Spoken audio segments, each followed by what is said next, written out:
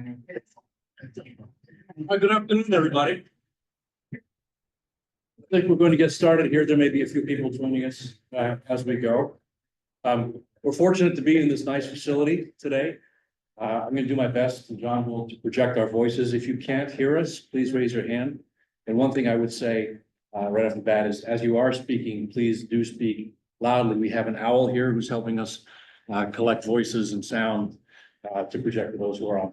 So we will try to remind ourselves and everybody here that as you go along. This meeting is being recorded just to take care of a few logistics before we get started. There are people who are attending as observers. They are in listen only mode. And they're able to submit questions to the website or to the email address that's listed there, IBT project@charlottenc.gov. I'll do that at any time. We also have panelists here who are participating virtually, and we ask that if they have questions, they raise your hand, and also make sure your Zoom account is correct. Your name and account is correct.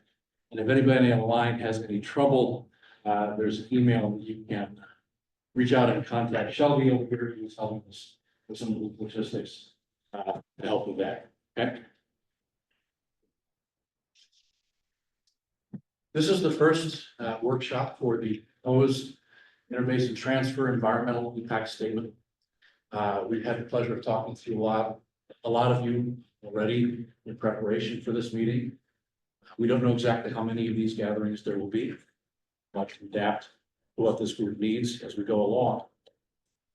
Our agenda for today, we will have a round of introductions so that we know who all is here talking to. We'll introduce ourselves. Staff from Charlotte Water will introduce themselves, and all of you will have a chance to get acquainted with each other if you don't already know each other. I'll talk about some housekeeping items in a minute. Give a statement of the purpose of this meeting and the public engagement process at large. We will have an overview of the IBT notification process status, so you get some technical information on that. And then we'll have a lot of discussion about some of your interests, some of your concerns, and then some of your ideas as we brainstorm alternatives for this interbasin transfer. Okay, that's what we're going to be talking about today. We'll look ahead to the next workshop, talk a little bit about the structure of the workshops, and give some instructions, probably some homework for our next meeting. In terms of housekeeping, the restrooms are right through that door. There's coffee and water. If you walk out the door to your left, you find a coffee station, water. The emergency exit is out the door to the right. So you have a choice of coffee or emergency exit as you walk out the door. And there are some treats and drinks back there. I have been told that the frescas are going very quickly. A lot of fresca, got them fast. Okay, any other housekeeping items? I just want to thank Rob and Annika for hosting us today. Got a great facility. Thank you, Rob. All right, we're going to spend some time introducing ourselves, getting to know each other. But before we do that, I wanted to thank you all personally. I've enjoyed a number of conversations with you over the last few weeks. John has too, and Kelly has. We've gotten to spend some time with you understanding where you're coming from in this process.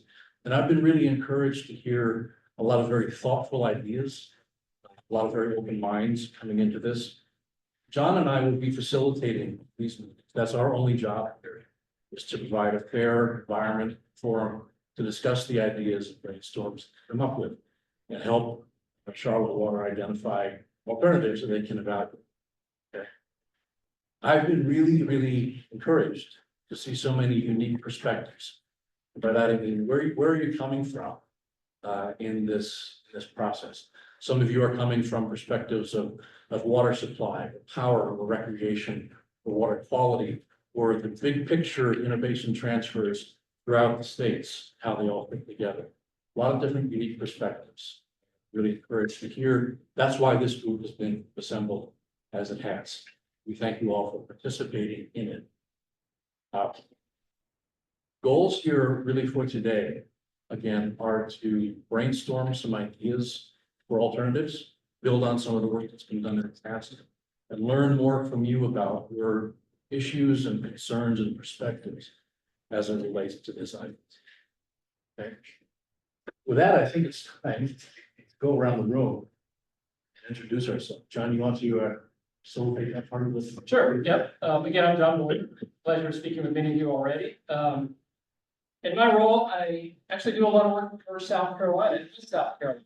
I say that because I want to emphasize, Kirk and I are here as kind of unbiased facilitators. I'm the facilitator for 5 different river basin councils in South Carolina. And I've been working closely with Joe Kuhn and South Carolina Department of Environmental Services for almost a decade now. And I really enjoy facilitating water resource type projects, issues and concerns like this. So I'm John Boyer. I'm going to be here with you today along with Kirk. Shelby, Everyone, Shelby. It's a consultant. Kelly, but Kelly with CDM Smith. I work with John. Charlotte Whitestead. Mark Rose, Charlotte Water. Charlotte Butler, Charlotte Water. And Brown Caldwell staff. Brown Caldwell will be doing environmental impact statements, so the technical part of it. Tom, I'm Tom Francis, I'm new with Brown and Caldwell. Been doing IBT for 40 years. and then maybe back to Leslie. Leslie Jones. Alex Robbins, John Hall. Jay Boulder, Brown Caldwell. And a couple more Charlotte Water folks, Jim, back there. Charles Wilson, Charlotte Water. Okay, and then Justin Bruce, come on. Okay, I think that covers everybody that's not a stakeholder advisory group participant, I believe. So, start at this side of the room. We're gonna work our way around. Geraldine, you're gonna be first. Same organization. And then we've got 20-25 minutes to hear what are your water related interests. So this could be related to the IBT or it could be related to why is water important to you. So take your time. This is an opportunity to kind of explain why water is important to you and your organization. Anything else you want to put on the table in the next 25 minutes as we go around the room. And then we cover our virtual attendees as well. Daryl.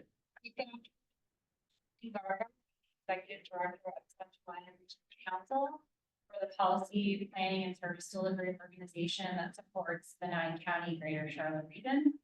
And water-related interests, well, water is life, and our organization is all about maintaining our quality of life in this region. And it's really important to us that we're monitoring this precious resource, and it supports growth. It supports all the great things that that makes this region a place for business, a place for residents to move here. So we're really interested in that perspective. I'm Jeff Lundberger, with Duke Energy, I'm the General Manager of Water Strategy, Hydro Licensing, and Lakefront. I'm also the Vice Chair of the Catawba Water and Water Management. Water related interests. Our company manages water supply, basically for the region.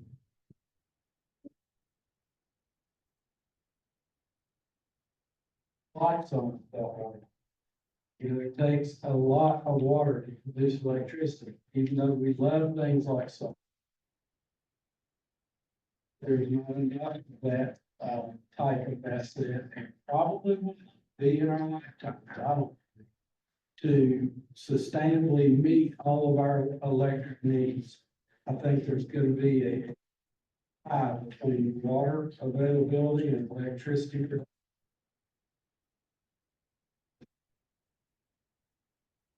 Need reliable water at your house without electricity either.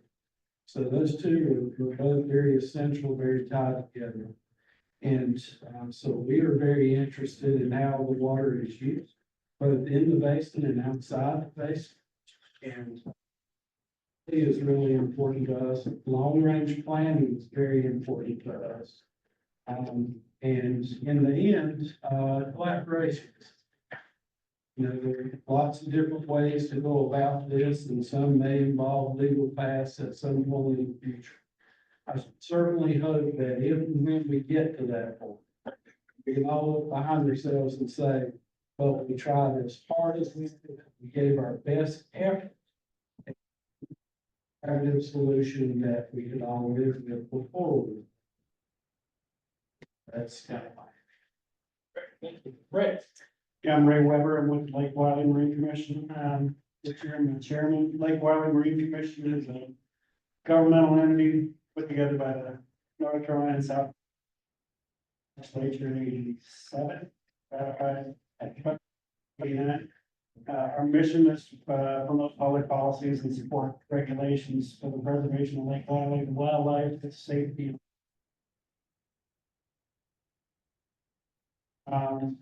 We have a number of public safety officers who report to us monthly, 3 counties, 2 states, the federal Coast Guard could report it, more people than I want to deal with.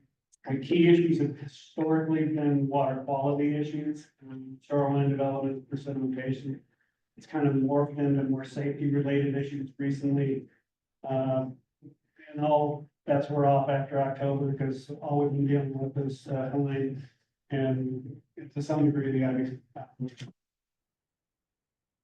Challenges are what's been pushed into our lake or fallen into it from the hurricane, Helene invasion. Problem for our lake and anyways. And then a little bit of the IBT, so, we know that water demand is gonna be the highest issue that's gonna be in front of us. So, that's. Only. Right. Thank you. Cindy. I'm Cindy Dean, I'm a resident of Caldwell County, grew up there. Living basically halfway between the Yadkin River and the Catawba River. And have always been in love with water.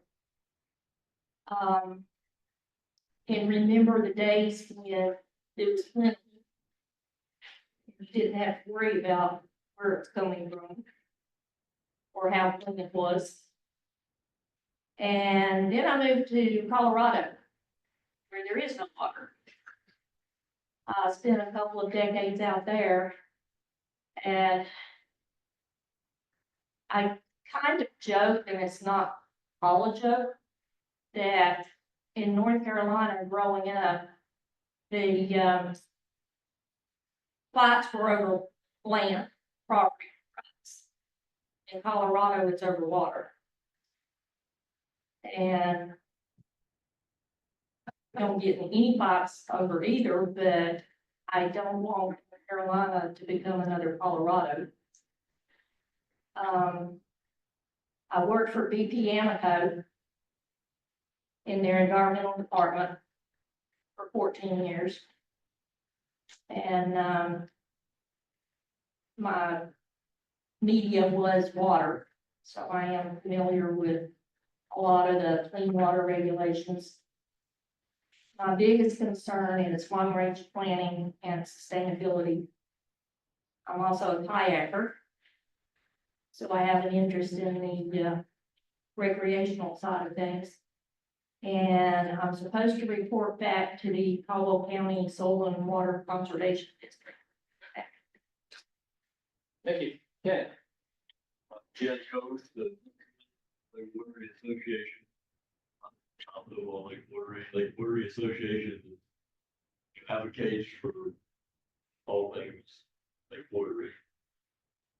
Primarily of people who live around the lake. But membership is open to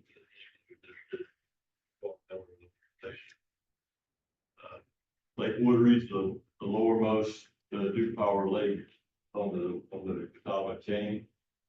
And, receives all the water in the basin, all the water that popped out of the basin, evaporated out of the basin. Nutrients and all that can wash off the land. It gets by the treatment plant, that kind of thing. So I think the main concern is Lake Woodbury. Pollution level, the effects that can have on the quality of the lake. Specifically, the last 10 years, we've dealt with the lake algae that progressively got worse year by year. I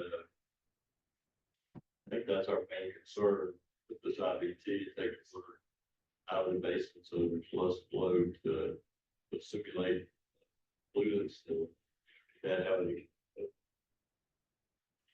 effect on. Steve Henderson. I'm a resident of Lake Wateree in Kershaw County. Don't represent any organization at this point, but I've been in conversations with the Kershaw County Council about being their representative so that it is endeavor. My concern is water quality. I grew up on Wateree. I'm living in a house on a lot. My father started leasing in 1954, so I've been there over 70 years. I have seen a continued degradation in water quality. I've seen the algae for non-existent years ago, and we're very concerned about further degradation in water quality. Before we go to Rob, Daniel behind Steve. I'm Daniel Wilson. I'm here to represent the Bedford Soil Water Conservation District, supervisor of the district. I'm the Bedford Farm Bureau, and in agriculture, I have farm under back up to the Dow Creek Water Treatment Plant in Rural Hill. And my interest, the district's interest and mine is more toward the agriculture side. And having enough water and quality of water to continue to grow animals, plants, fiber. And I grew up on Lake Norman, and back then it wasn't really a problem. We had to go to south of Lake Norman toward Lake Wiley. That's where it gets dirty because it's below sharp. But I'm not sure that was partly true. But so yeah, we farmers, we have to have water to have food, and we have to get water quality or important. Thank you. Rob, I'm Rob Anvell with the Real Estate and Building Industry Coalition, also known as REBEC. Appreciate you making the buildings that this is actually Canopy's building in real estate. Cindy, I spent about a decade and a half in Colorado myself. Some of the long timers that were involved with water fights, we refer to them as the water buffaloes. They had a saying that was whiskey was for drinking, water was for fighting. That was it's kind of. Oh, okay, you know all about that. So we stand an interest. We represent realtors, builders, developers, commercial developers and builders, pretty much anybody involved in real estate. Located in 5 counties: Mecklenburg, Iredell, Barrows, Gas, and Barry, sure you want to sit next to me? absolutely. I love making new friends. Barry Kennan with York County. This is the second time we've been through this. I saw Vicky Taylor on the list. I went, see Vicky again. So, I guess we're concerned about water quality. We're concerned about water quantity. As with the rest of the region, we're seeing a lot of growth, a lot of growing water demand, a lot of industrial water demand. So just have the quantity there that we keep having to hit Rock Hill for, and then have it back treated, that's a concern because we're below Charlotte. We get what's left over a lot of times, and so that's not really our attitude, but it does cause us concern. I think the bigger picture here, and we talked about this at the first regional meeting, was, here we are again. Vicky, we were talking like, 8 years ago, 10 years ago, we were in the same issue. And I guess it's going to continue unless we're able to come up with some type of policy to address this so that we can have growth, so that we can have water, so that, if there's alternatives out there, I want to hear. Because this is, what Colorado and the West have been fighting with over the last 50 years, we're getting into. We're gonna be there, and we are there. So, so that's why we wanted to be involved. We wanted to have a representative here and, to hear what's going on and how this is gonna work. And so that, you know, every 10 years, we're not, you know, sitting on the edge of a legal fight again, which is what happened last time, in the middle of all this. So, you know, find some way of working this and making it work for everybody. If that's possible. All right, Dennis. So my name is Dennis Cyphers. I'm with St. Mentions Regional Council of Governments. We serve an area of Kershaw, Clarendon, Lee, and Sumter counties in the South Carolina area. And I think we've heard a lot of key points already, and we're going to be kind of in line with much of what we've heard so far. But I guess for our organization, you know, we would like to maintain the quality of life and the responsible use of the resources, not for just the current population, but for future populations as well. One of the things that we do is oversee the creation of the Water Quality Management Plan, as well as we do what they call 208 requests and handle the permitting there. So for us, as my table partner said just a minute ago, it's not just about the kind of the economic vitality, but the vitality also that's needed for water resources, but also making sure that the water is safe and that it's plentiful for generation. Great, okay. Anthony. Hi, I'm Anthony Strong, Executive Director of the Western Piedmont Council of Governments. And I'm representing a group of 30 local governments in Catawba, Alexander, Burke, Caldwell, and McDowell counties, Upper Catawba River Basin. Our interest for our organization, you know, we do a range of environmental related activities and planning. Water resources are obviously a big component of that. We're also heavily involved in economic development efforts for our region. Okay, great. Thanks. And water, of course, central to all of that. Top notes, yeah. Vicky. I also chair of the advisory committee for the Catawba Water Management Group. And I'm the executive coordinator for the Catawba Water Relicensing Coalition. And been doing that it'll be our 25th year, starting January, which is pretty amazing. So we've been through a lot of these conversations from a lot of different perspectives. And I think to describe where I come from, it's always the big picture. To see the long-term, equitable natural resources, and the river is central to that. And I think we need to work with an appreciation of this region, this state is going to grow. And we can be smart about it and share the benefits and the responsibilities how we manage those resources, because as a couple of people said, nothing happens without water. And I too lived in Colorado for over 10 years. I've lived in a lot of other places. And I think the thing I would most like this group and others to do is certainly work collaboratively, see all the perspectives, and learn from what other regions like the West have learned. And Colorado ain't half bad. Arizona is where we really need to, you know, so. And people say it can't happen in the Southeast. Well, it can, right? So, thank you. Great. John, I just would like to remind everybody to speak up as loud as they can so that the owl can pick up. I think we're hearing a little bit online, but not quite getting everybody's voice. So the slower you speak, pretend you're presenting. Yeah. David. David Cox, City of Hickory. Water quality is an issue, but as was already mentioned, quantity also. The greater Hickory Metro has been experiencing fast growth in recent years, and with Hickory already being a regional provider of water, we have concerns about quantity and the amount of water available for withdrawal to support the growth in our area. Okay, Brad. I'm Brad Busey with Lancaster County Water and Sewer District. I manage Lancaster County Water and Sewer District. I also serve on the Catawba Water Management Group Board. We have a joint venture in a 40 million gallon a day Catawba River Water Supply Project plant on the Catawba River.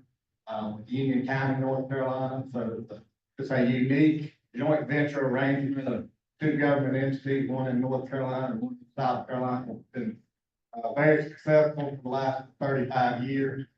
Part of our territory is also in the Yadkin Basin. In South Carolina, it's better known as PD Basin, the Yadkin PD Basin. But we have a IBT permit at our facility. So we understand the need for an IBT permit. We also have a run of the river intake, which is different from most other people on the Catawba River. I think Morganton may be the only other one that has a run of the river intake, which means we don't have the benefit of lake storage full. So, water quantity coming down the river obviously is important to us in times of drought. We have restrictions in our permit when we can pull water out of the lake. We have built a 1 billion gallon off-stream drought buffer on site, which has full support of everybody on top of water management group. So we understand both sides of it, and we're looking for collaborative ways to find better alternatives than that are more sustainable for the river. All right, thank you. Jeff? Jeff Corley, Director of Water Resources for the City of Concord. We are keenly aware of the challenges of sitting right in the middle of the Rocky River subbasin. We are a certificate holder, IBT certificate holder from the Yadkin River and the Catawba River. We this process 15, 20 years ago. So happy to have them. Okay, yeah, Russell. Russell Cato, representing Blue Rock Delta Water Authority, along with the city of Camden, we're the last two on the chain pull. And we pull, of course, from Lake Wateree, where we're concerned with water quality and water quantity, just like everyone else. We're also members of the CWWT, so we're happy to be a part of this meeting, to collaborate and come up with the best ideas going forward and have enough water for everybody. Centuries to come. All right, thank you. Scott? Yeah, good afternoon. My name is Scott Hanson. I'm the Environmental Services Director, combination. Had a debate whether or not I was going to be able to participate in this. We do appreciate an opportunity to be at the table. I think that's important for the combination. Certainly, the big picture is important. The water quality, water quantity, fish consumption is important for our community. I think one of my biggest fears is, I don't have that historical perspective of the events that occurred in 2010. I had never lived in Arizona or Colorado. I want to be sure that, a lot of times in decision making, right, we get one shot to get it right. And I think that, as I start to read a little bit about IBT and kind of the growth out here in this area, realize that it's an important opportunity for us to get it right. And so with that, I'm excited to participate and appreciate everyone's perspective. Okay, thank you, Scott. Joe? Yes, Joe Coon with South Carolina's Department of Environmental Services. I serve in the Bureau of Water as the Water Resources Director. I've had the opportunity to serve in that role for about 2.5 years now. So I've heard a lot of what went on some years ago. And in that role, we have water quantity permitting, both surface water and groundwater. And then we recently brought some of our Department of Natural Resources staff over to us that they've been doing water planning for a long time. And so with that, there's an ongoing water planning effort in South Carolina, kind of a basin approach, where we're going to have 8 river basin plans that will roll up into a state water plan. And that'll be updated from the 04 state water plans. That'll come to an end in 2025. And part of that is a new water SC effort that came by executive order of the governor.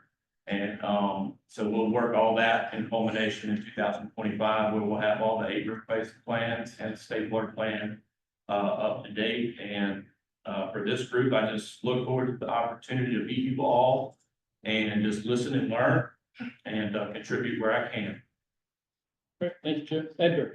Edgar Miller, Executive Director and Riverkeeper with the Active Riverkeeper. My colleague, Brandon Jones with the Catawba Riverkeeper is on his way. I think he had some car trouble today.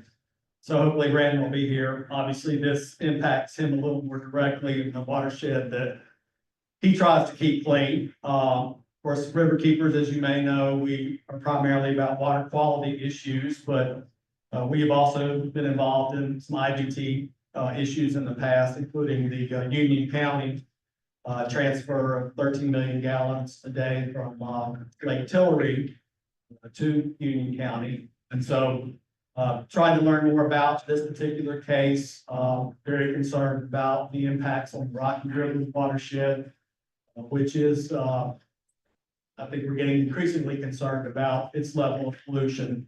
So as I understand it, this could impact that as well. So we'll learn more about that and keep an open mind. All right, thank you. John, I remember that I didn't really introduce myself either. I just kind of jumped back in. Mr. Shaw, sorry. Go ahead. I'm Kurt Westmont, I'm with CD and Smith. John and I have been working together for years. River basin plans and stakeholder plans, both from a technical point of view, working with groups like this group, find areas that we look forward to facilitating. And that's Brandon. Yep. Hey, Brandon. Perfect timing. Just went around the room with went around the room with introductions. Brandon, not to put you on the spot, but just name, organization, and quick overview of your water-related interests. Why are you here today? Sure. Brandon Jones, Top Riverkeeper Foundation. Yeah, it's a big part of the job, so normally not late, but car's not starting. Great, good to have you. We have a number of advisory groups that are joining us online. And introduce themselves.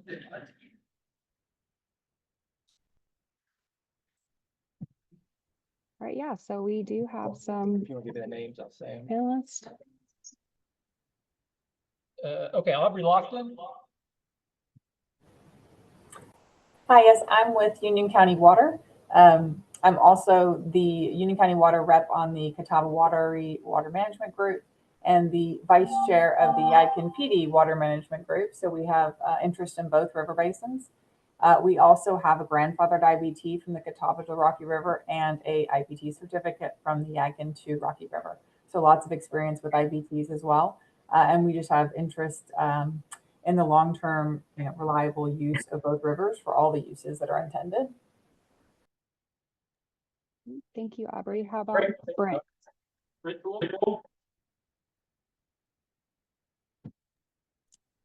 Hello, I'm Britt Poole. I'm with Central Midlands Council of Governments, which is in the Midlands of South Carolina. I represent 4 counties and 28 municipalities, one of those being the city of Columbia, the capital city.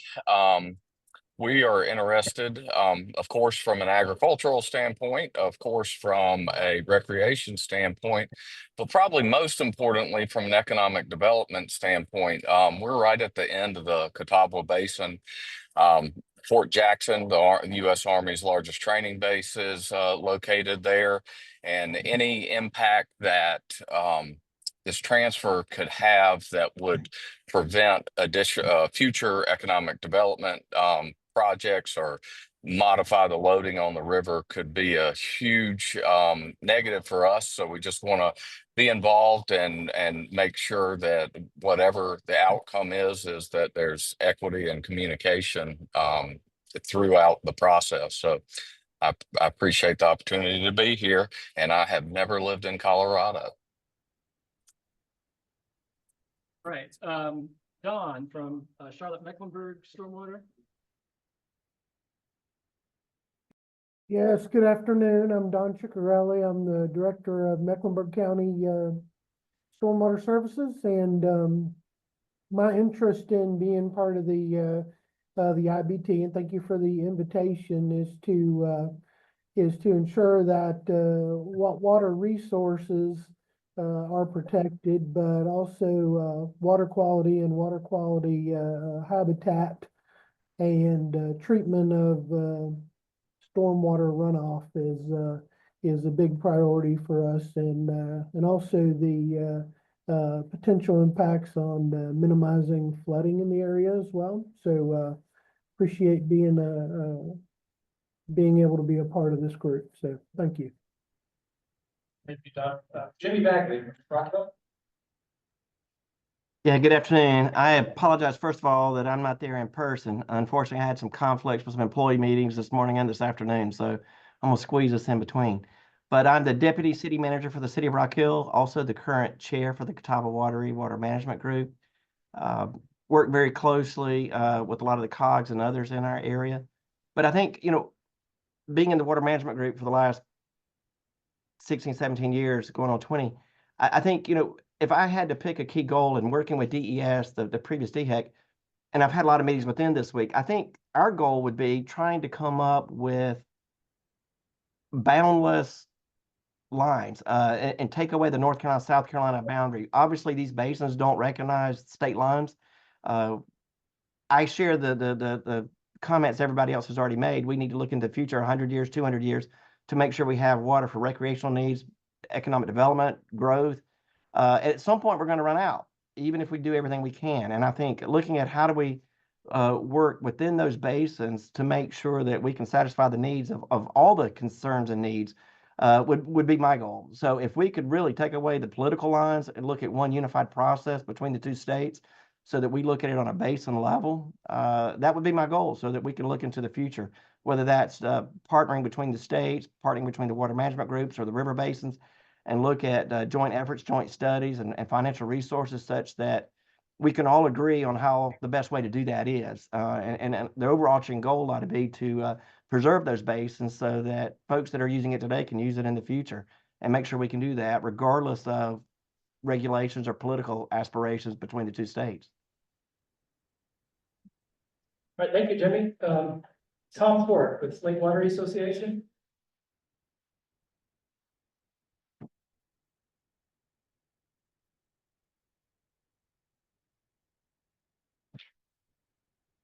Okay, we got Will Hamblin. And then. Hey, good afternoon. Will Hamlin with the City of Hickory Utility Department. Good afternoon, Will. Okay, I think that covers every advisory group member online, correct, Sheldon?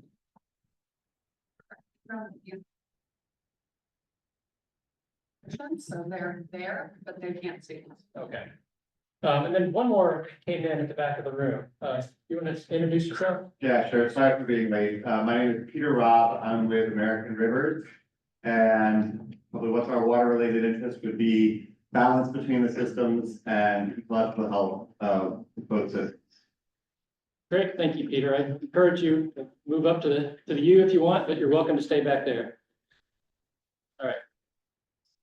Okay. Anybody in the room that we missed? You got everyone. Good. Okay. Quick rules of the road. Y'all have worked in environments like this many times before, probably water management group or other organizations. Just remember to respect the interests and opinions of others. Be ready and willing to contribute.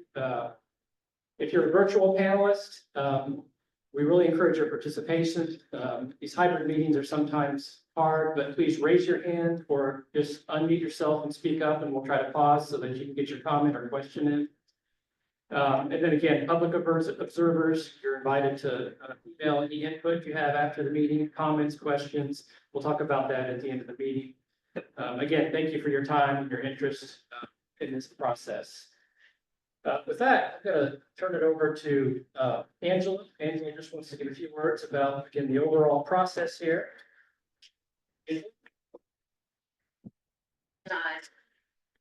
afternoon, everyone. Again, I am Angela Charles, Director of Charlotte Morgan. Thank you all for being here this afternoon, and welcome to the first of several stakeholder meetings for Charlotte Water's basin transfer certificate modification.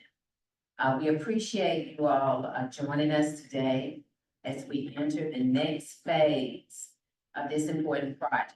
As you know, Charlotte Water is a regional utility responsible for providing reliable and sustainable water resources for the communities that we serve. And so your participation and engagement in this required regulatory process is key to ensuring a thorough vetting of alternatives. That's really what we need. We need your participation and we need your engagement. It's vital for all utilities to plan ahead to meet future water demands while balancing environmental stewardship and the community's interests that we serve. Charlotte Water's filing the notice of intent with the North Carolina Environmental Management Commission, we call that the EMC, earlier this year was part of a long-term planning process that was reaffirmed by the states of North Carolina and South Carolina, along with a number of key stakeholders back in 2010. There have already been several references to the previous 2010 process. That process, that planning process relied on the year 2058 water demand projections and expressly accommodated our current proposed IBT modification. After initiating the IBT modification process that I talked about earlier, that is consistent with the 2058 water supply plan in 2010, we held 7 public meetings across the region. Some of you all attended those, both in the source river basin and the receiving basins upstream and downstream of Charlotte. These meetings took place between May and June and July and allowed us to solicit feedback from the public.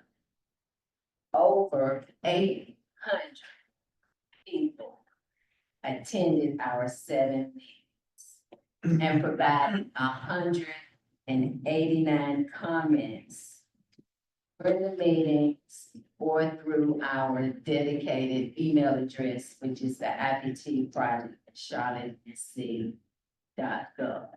So in terms of the public attending, over 800 folks attended and over 189 comments received.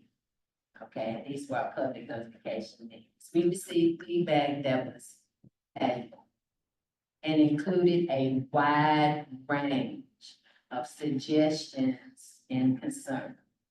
Okay, and so there were requests for detailed data on river basin water quantities and future projections. We heard some of that in your comments today. Interest in understanding how IBTs are managed through droughts, how to protect stream water quality in relation to this modification, support for sustainable growth in Charlotte and the surrounding areas, suggestions to collaborate with Duke Energy. I see Mr. Lineberger here on reservoir management and energy solutions.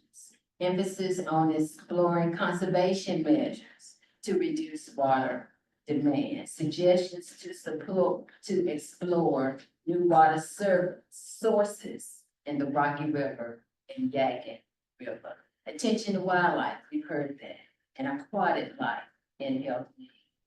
Consideration of climate change impacts and changing weather patterns, and interest in alternatives to an additional transfer. Those are the highlights of some of the major buckets of some suggestions that we heard from the 800 people and 189. We've taken this feedback to heart, and it will be incorporated into the next phase of the project. That's where you come in. And that is developing the environmental impact statement, or EIS, This EIS will outline the potential environmental impacts of the proposed IBT modification. Will also evaluate reasonable and actionable alternatives. It will evaluate reasonable and actionable alternatives. This phase of the project is critical in that it will provide the information needed and hopefully help guide your discussion as stakeholders. You all are our stakeholders. Also, we hope that through this process, we will be able to provide input into the EIS that will then go to North Carolina DEQ and then will go to the EMC for their decision. So today, we begin a new chapter in this process. And it begins with these stakeholder meetings where your expertise will be instrumental in shaping these alternatives and ensuring that we approach this challenge in the most thoughtful and collaborative way possible. We will explore ways to meet future water demand, considering both environmental sustainability and community modification project will span several years. And we are confident that with your engagement as the stakeholders, we will achieve a successful outcome that benefits all stakeholders. Let me repeat that. Project will span several years, but we are confident with your engagement, we will achieve a successful outcome that benefits all stakeholders. So again, I thank you all for being here. I look forward to the valuable discussions coming ahead, and I will turn it back over. Thank you, Angela. Next item, before we get into discussion and want to reserve the majority of this meeting for discussion is Tom Franzen. He's going to give an overview of the IBT modification process and status. I encourage you to ask Tom questions if there's something you don't understand. Part of the reason Tom's here now is to clear up any misconceptions or basically just answer any questions if you have it. Tom? I hope I can clarify.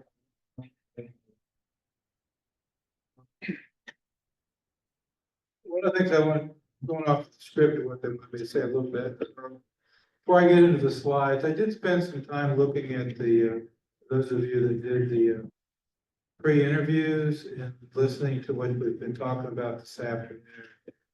And I think it's important to remember, interbasin, Charlotte is not unique interbasin transfer.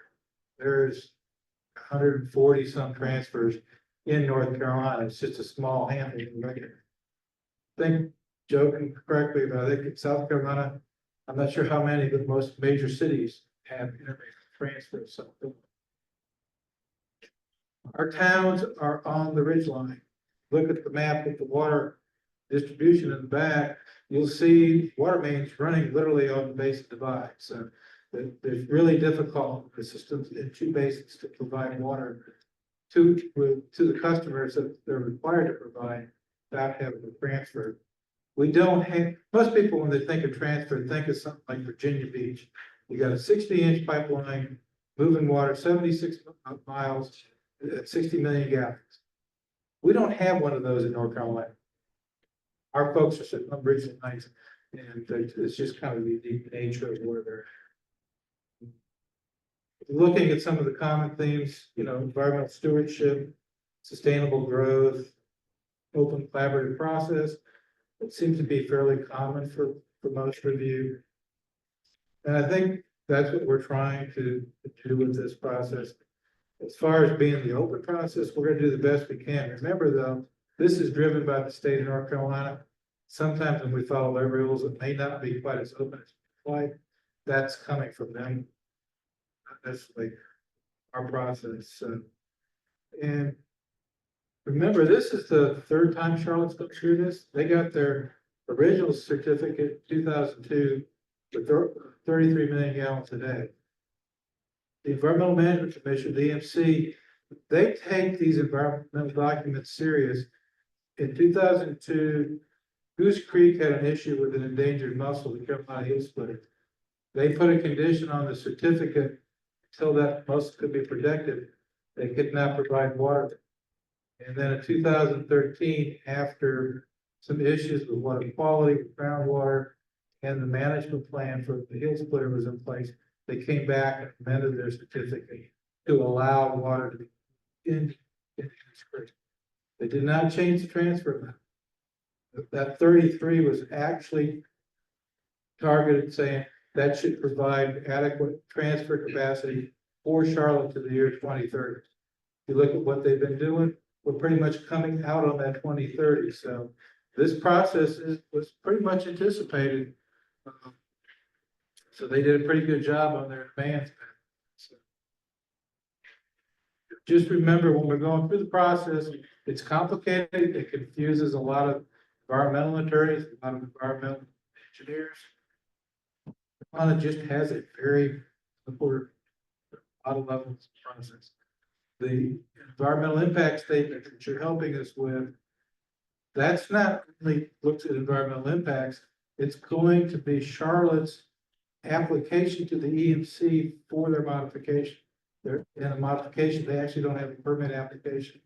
The EIS becomes their application. So you're to see some things structured into the EIS that you don't really see. Statute structured very well for looking at water, the movement of water, its impacts, very technical type of analysis, both in the Catawba and the Rocky basins. What it's really not structured for, really can't deal with it directly, is things like economic development, like some of the larger regional things that are outside of the base, outside of Charlotte or Mecklenburg County. So I just, and I do know, having done this for 4 years, water is very emotional. A lot of people, actually most people, structured for dealing with technical. It's really not structured well for the public perception of IBTs are bad. Just emotionally, if Charlotte gets the water, you're still in our growth, those types of things. We need to focus on the technical aspects because statute really doesn't help us with the emotion. I'm going on where I was supposed to. There is a fundamental challenge is, as I've already said, 2030 was targeted that they would need to be looking at a piece in the IBT or coming up with an alternative. You say, well, it's only 20 years. We're only coming, we're still 5 years out. As you see, we go through this process. 5 years isn't a lot of time to go through this process. To be safe, it's important to do it now. Remember, the Charlotte Water really is the Mecklenburg County and it serves all the municipalities in the county, so it's a very system. And having looked at, dealt with issues at this point, unless you can help us find a good alternative, I'm not aware of working over in this area there, any sustainable water supply that cause environmental. As I said, this is, Charlotte already holds a certificate. They've had a lot of requirements in the certificate, doing a lot of good things that Angela made note of. So we're not starting from scratch. The Catawba, from my perspective of working with state anyway for 35 years, probably the best planned basin in the state. Start looking at it. Nobody else has a Catawba Water Management Group that has the funding like they have through the relicensing project. So there's always things to look at, but when it comes to looking at the process, you have way ahead of the curve in most parts of the state. And they're in the process of updating the plan right now. So that's going to be used heavily in the analysis as we.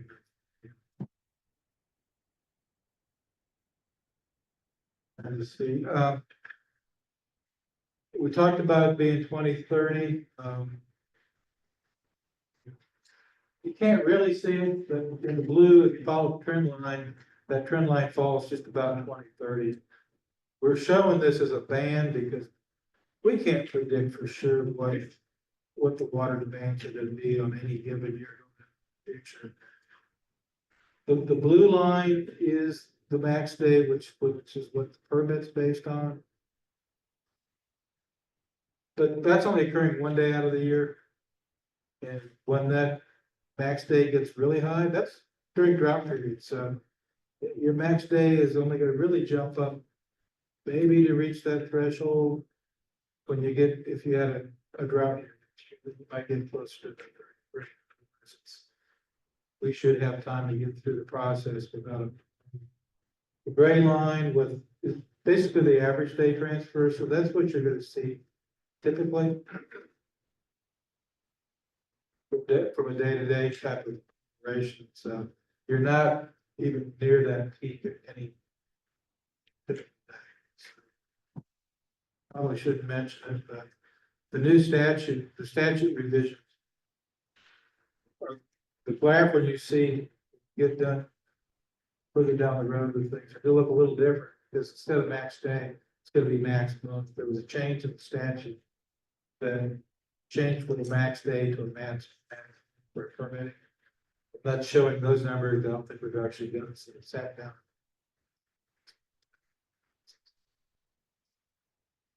Hopefully Charlotte won't have the problem some folks have had.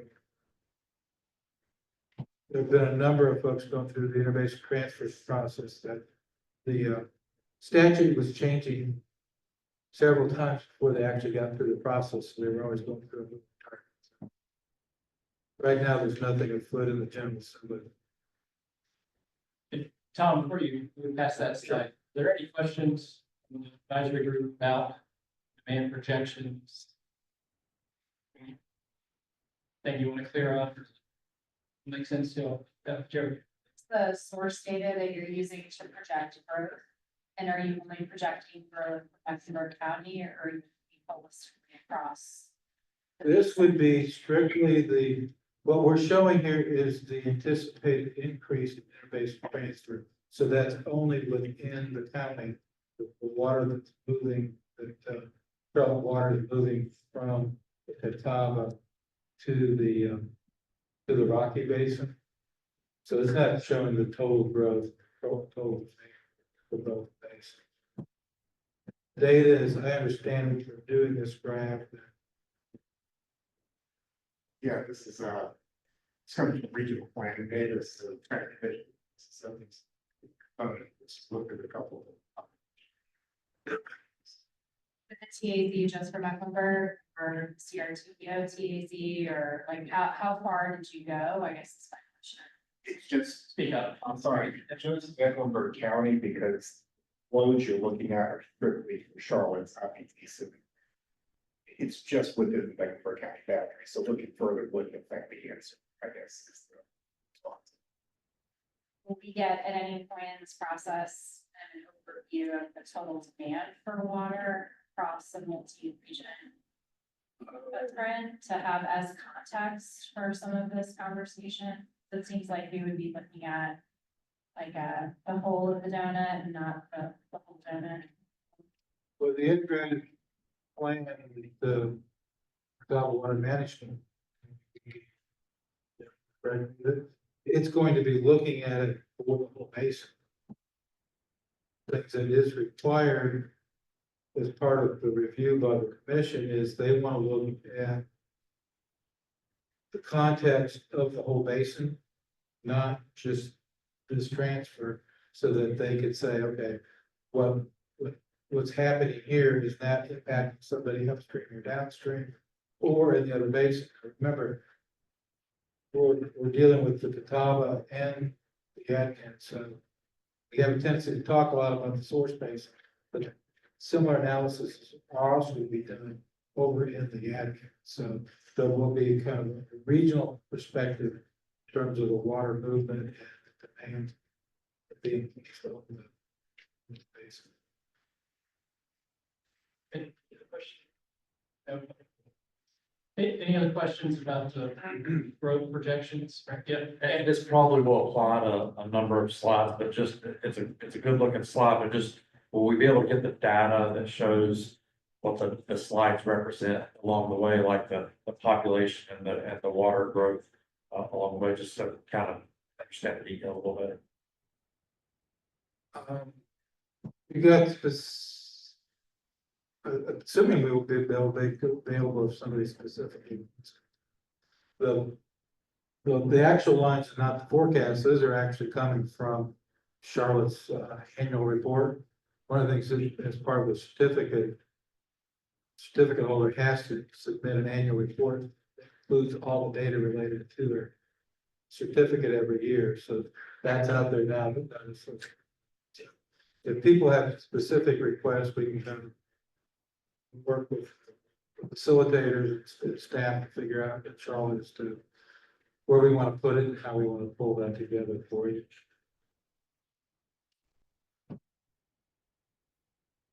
Okay, yeah, Rob. Okay. Oh, Tom Ford, yeah, okay, online. Hello, everyone. Thank you for your patience with me earlier. I was having a little bit of a technical difficulty there. I'm Thomas Fort with the Lake Watery Association, chairman there. I had a question on the forecast range. Do either of the numbers, or excuse me, lines there, the gray or the blue through 2025, are either one of those representing the actual performance for the past 25 years? Or if not, can we add that in there to evaluate how it compares to these estimates? The solid lines before you get the bands, those are the numbers, as I understand, straight from the annual report that Charlotte submits every year. So you're seeing the actuals, then the forecast are the banded ones coming for them. Yes, the actuals. Okay, so those are the actuals? Those are the actuals. You don't see 2025 yet, of course, or 2020. The 2024 report, of course, is, or 2025 is not out yet. So you have everything before that. 20, so those are all. Okay, thank you. Yeah. And I guess what might be behind that question is, how did that compare with what was predicted?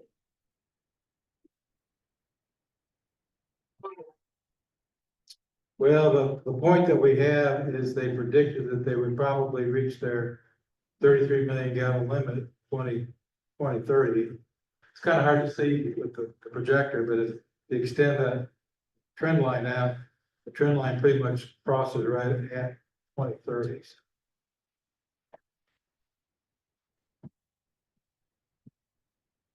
One quick question is for the group. Your current IBT limit is for the, is represents a limit of the average day or the max day? Max day.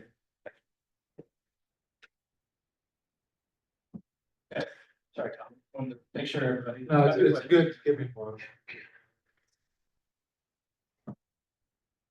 Brad, you've already heard, you know, we've done the first column, the notice of intent.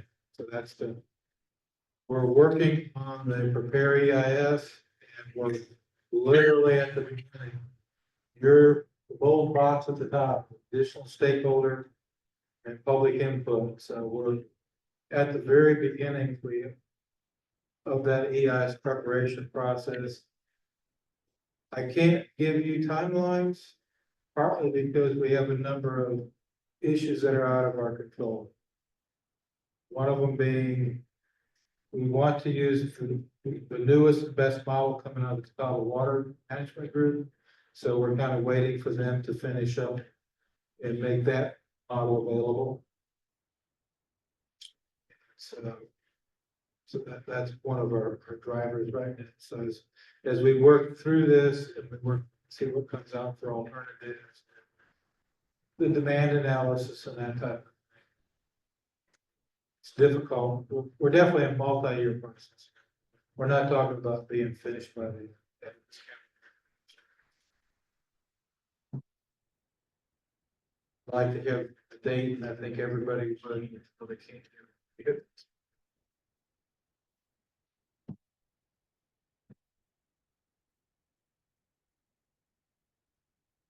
As we said, Charlotte already has a certificate.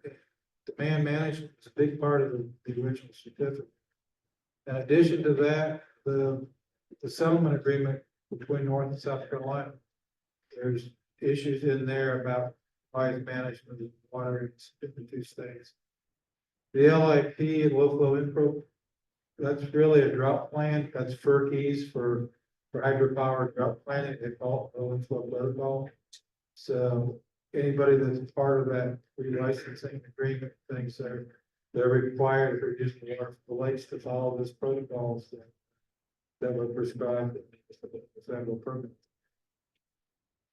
So they're, in addition, because Charles is doing a number of water conservation program practices like tiered rate structures and things like that. So they're already doing one in that area. So, yeah, question. Yes, I'm not that familiar with what Charlotte does regarding water, but water conservation programs and practices, those are already in place. This is showing the ones that are already in place. Yes. Are they working? Ron, do you feel like they're working for Andrew? We employ them every day, but we're also a member of the low inflow protocol for the top watery, the drought monitoring and advisory group. And so no matter where the drought conditions exist in the basin, we go into conservation mode. So as those stages progress, these are the tools that we use. So when Cocktail County was drought conditions last winter,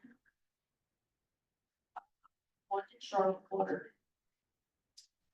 Every member, if there was a stage of drought, every member of the drought monitoring advisory committee went into excavation, requesting voluntarily that folks conserve water. There's different drought management. How the water management group has their own metric versus say Lancaster County, full and agriculture, South Carolina might say this area is in drought because they have to have rain. Where the water management group is looking at groundwater, looking at stream indexes, looking at storage and reservoirs, all those kind of things. It's not always a direct correlation. Last year, water management group did go into a drought zero, which is basically awareness, voluntary restriction. That makes sense. Yes, how are the users apprised of the conservation efforts that they should be? Each entity is different. We posted on our website, we then emailed to them in a mailing. Each entity gets that message out differently, and yeah, can speak to sometimes as we get farther into it, I think they do some media about area. There's actually a drought management advisory group that Duke Energy coordinates it, but all the water utilities that are using water, either 11 reservoirs.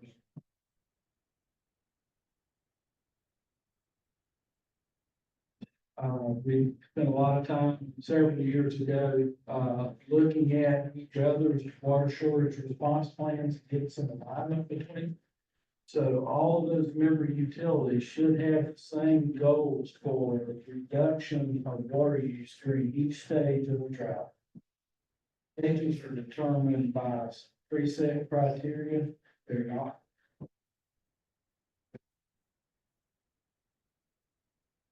That's what stage of the drought. So we, when we get into droughts, we start calling, monthly meetings. And then if the drought gets worse, they turn it into splicing.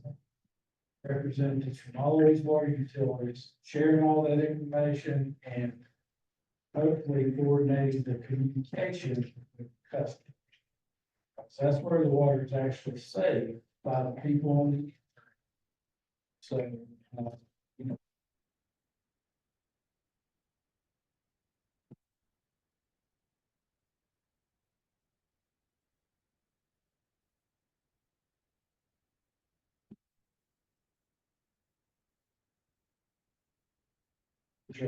In themselves, kind of a difficult thing for water utilities to enforce.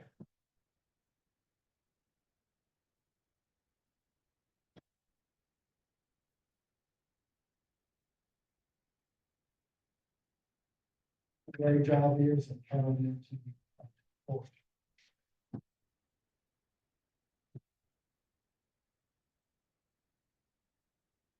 Thank goodness we haven't had to manage with much.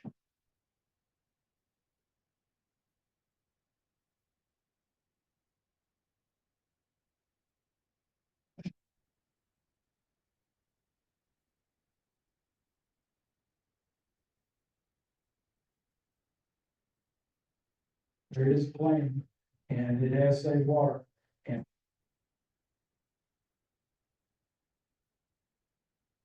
Kept some of the water intakes from. I will make one other comment about the demand management side. The EMC does take that very serious. They look at that very seriously. Historically, a high percentage of the request, they have reduced the amount of the transfer because they felt the applicant could do a better job than what they were saying. There's no guarantee that if a certain amount's asked for, it's going to be automatically. Very scrutiny.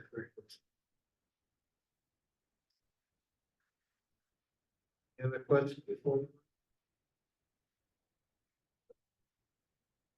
I won't spend a lot of time here. It's got work for today with this workshop, kind of getting things, introducing you to some of the issues and trying to get some feedback and some alternatives. And next one will be kind of helping us narrow that list down. This through the third workshops where we'll have a little bit of a delay or timing is still up in there. All of the depends upon when the models become available. Just be assured that this isn't a paper exercise. We're taking it serious and there's consequences to all of us if we're not able to work together. Town of Cary and Apex, when they went through their transfer, things didn't work out well and they spent $480 of legal fees. That wasn't solving anybody's problem. So it's in everybody's best interest to do this. And take it. All right, there's incentive there. You talked a little bit about water use, low flow protocols. Discussion about planning for development, maybe more requirements for your development. The permit typically goes for a 30-year. Also wants to take a look ahead. What's going to come next? So they typically will request the applicant a 50-year plan and look at a 30-year permit. As part of that, the road things will have to be taken into account to figure out what it's going to be. And to be quite honest, the usual impact, if there's going to be, is not in the source basin, but the receiving basin. The typical thing that's looked at is because of that water being allowed to be moved into the Rocky, that means you can have more dense growth, so you have more stormwater issues. Runoff, quality issues associated with that. So those will have to be looked at as part of the process. keep that in mind though for our discussion coming up, where we talk about alternatives. Your every idea, be conservation based or supply side, so hold on to that. Cindy, did you have another comment? Yes, please. In my discussion with the Soil and Water Conservation Department in Caldwell County, Mr. Franks commented that if withdrawal increases from Charlotte, then Lake Hickory pulls more from Lake Rodius, which pulls more from Lake James in order to keep their levels up. So it does impact the supply base. I didn't say that it didn't impact the supply base, just saying that from a water quality perspective, that usually what historically we have seen has been impacts due to growth in the receiving base. But part of the reason we are doing the modeling is because we understand, especially in a system like, well, both the Catawba and the Yadkin, you've got a chain of reservoirs that operate as a system. So if you take a withdrawal from one spot, it can have ripple effects up and down the system. That's why we're doing the modeling and taking a look at that. We have to take it into account, not only Charlotte's proposed increases in transfer. There are other ones that are out there being looked at right now. They have to be included in that analysis so that the commission can look at the accumulative impact. Charlotte's required to do it. The other folks that are out there working on theirs are required to do it too. So I'm going to be looked at in isolation. Any other questions about the anticipated approach to these stakeholders with the cups? When I reached out to you all originally, we said maybe 4 or 5. Since then, we rethought that. There's now 6 or 7. So it's a commitment, but it's over some time. I encourage you all to stay engaged and be part of the process. Brandon? To kind of Cindy's point, going back through some of the previous discussions later on this, there was a finding of significant impact to the Catawba. Yes. Will we expect that to happen again this time? Or how exactly is that determination of significant impact? Is that a technical term where you cross some threshold, or how does that determine? The commission has they have a number of finding of facts that they have. I don't think for a lot of that, there's something written down in a book somewhere that says, if X occurs, then that becomes insignificant versus moderately significant versus significant. So it's got to be taken into context with everything going.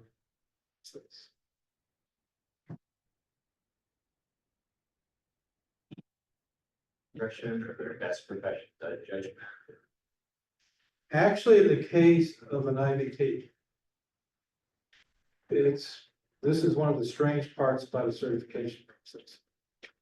DEQ will work with the applicant to go through the EIS process and all the groundwork. Then it all gets handed over to the environmental management. It then goes into a quasi judicial process to make the final determination. They're the ones that through their finding of fact will say that they're significant. If it's significant, can it be mitigated? I mean, like I mentioned with Charlotte's original certificate, they determined that it wasn't appropriate to let water go into Goose Creek until management plan was put in place to protect the endangered species. So they have to base it on a finding of fact based on documentation.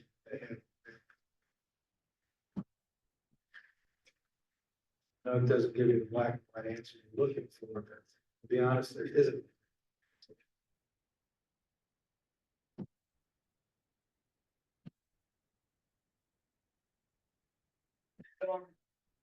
Okay.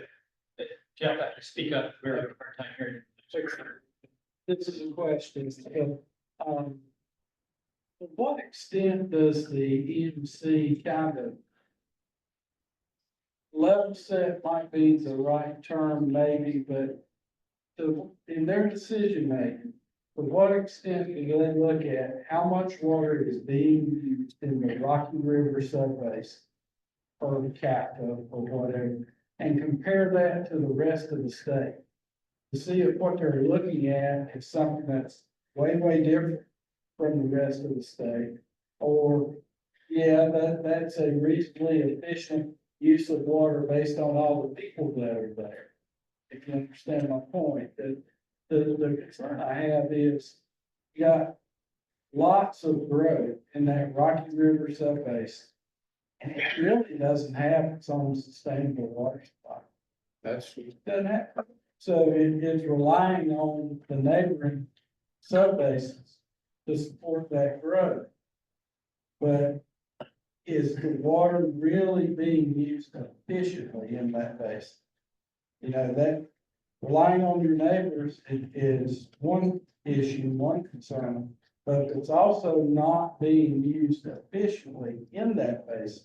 That just complicates the shared issue altogether.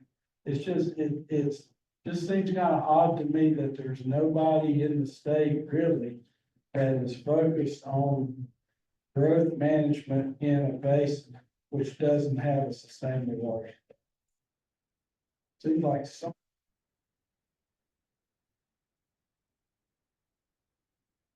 Items outside of the scope of what we're dealing with, going back to the efficient use. The commission does look at that hard. It's not uncommon for them to reduce the request. The way it's worded now is, I'm not sure how they're gonna handle it, because it's required for a new certificate, but not necessarily a modification. And that they're required to look at, is the water conservation plan least as stringent as the most stringent in the basin? So they're not looking at it from a state perspective, they're looking at it from a basin perspective. You're just a quick side note on your other one about looking at it. Basins that don't have adequate water supply. State has something called a capacity use act. If you can demonstrate that there really is a problem that needs a regional solution, there is a regulatory approach to that, but that's part of this area that is outside of the scope.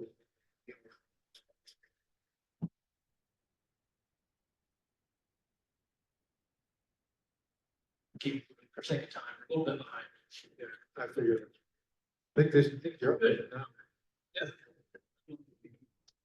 A little bit behind. Do you want to give a quick breakdown? Just gonna be good. Okay. Let's do a quick.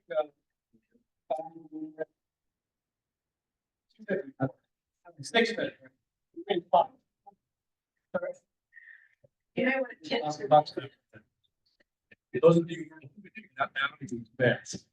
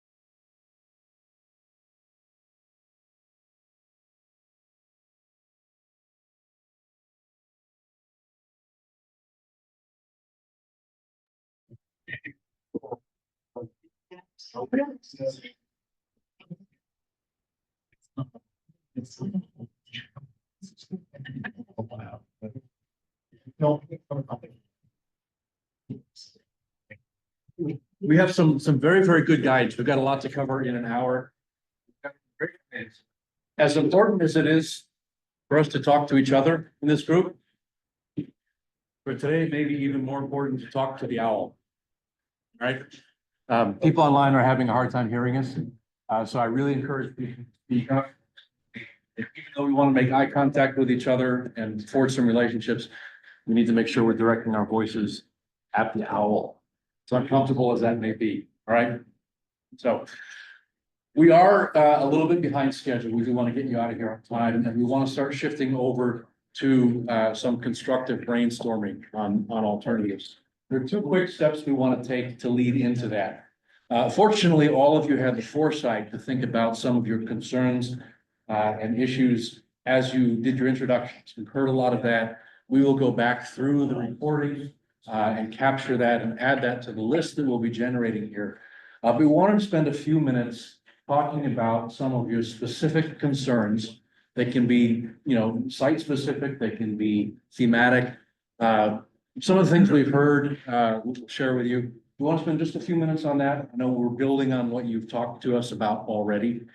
And then we want to start thinking about what are some of the opportunities that we have for using alternatives. And that will lead right into a discussion on alternatives where we'll brainstorm a little bit as a group with the owl and also kind of compare what we've done with some of the ideas that have come out of the public forum. Okay. So that said, we're going to spend 5-10 minutes on kind of summarizing your concerns, opportunities, and then we'll shift over to brainstorming alternatives. But some of the things that we've heard already during our phone discussions with you, which were really, really helpful, are how climate change may affect water resource availability. John's going to do some typing. We've heard concerns about water quality. We've heard concerns about the integrated nature of this IBT with others, reductions in flow, some very general concerns, which are all valid. Can we take some time, just 5 or 10 minutes, to talk a little bit about any specific concerns that you may have that are important to consider as we start to formulate alternatives? And if we don't list them now, that's okay. Like I said, we're going to go back through the reporting. We'll get capture a lot of what you said earlier. And anybody at any time in this process can send anything to the email address that will flash again probably 5 or 6 times over the course of discussion. But are there some specific concerns that you have going into this process with the IBT? Relative to water quality specifically, or just? It can be relative to anything. Sorry, one thing that I think we've heard a lot as already is like sustainability. We don't want to be this exact same place in 30 years, asking, we need to come up with a more comprehensive plan that looks out further than just next 30 years, we're going to be using the same or the same. I think coming out with something more sustainable and encompassing that is interstate, basin, that's going to be visible. There's going to be a lot more of these popping up in the next 15 years. Thank you. So I kept thinking about what Jeff brought up, about ensuring that the water use is as efficient as possible. You have a slide with all those measures that the EMC would look at. And I kept thinking, but yes, Charlotte Water is supplying the services, but the users on the other side of the bridge may or may not be doing the same practices with regard to leak detection, with regard to conservation, with regard to shower heads, whatever it is that we're doing here. So is that something that could be made a condition? In other words, can we influence how, if the water's coming out of the space, and how those ultimate users are taking care of it? Because that's really what's behind your question, wasn't it? And I keep thinking about that, so I'm not sure we put that down. Keep that in mind, because I think right now that's a concern. That could create an opportunity. We'll talk about that in just a minute, and that might evolve into an actual alternative that gets to that. So I think you're thinking along all those right lines. Another thing on top of that, how do you enforce that? I mean, it's one thing to say it's on and say, yeah, we can do that. And you can, but, you know, those of us who've been through drought times, and when we've had to enforce drought restrictions, it's tough. And people get mad, and it's expensive, so it can be very difficult. Yeah. Obviously, conservation is key, and even restrictions before, not during, just during the drought, but more restrictions for overhead irrigation that's not agricultural. You know, like you say, low flow shower heads and community outreach to get to the people, the end users. Just, you know, don't leave the faucet on while you're brushing your teeth. You know, there's all kinds of things we can do to save. And I don't think there's enough outreach and education to the community. One thing I heard during some of our discussions over the phone was from the wastewater side, the assimilation capacity of wastewater. Is that a concern that needs to be included in this list? Yeah. Yeah, Kyle, I think that was still gonna be my comment from our perspective. The additional, as I understand it, wastewater discharge into the Rocky River, it's going into a sub-basin that the 2022 Yadkin PD basin-wide plan identified as one of the most stressed, threatened sub-basins within our watershed.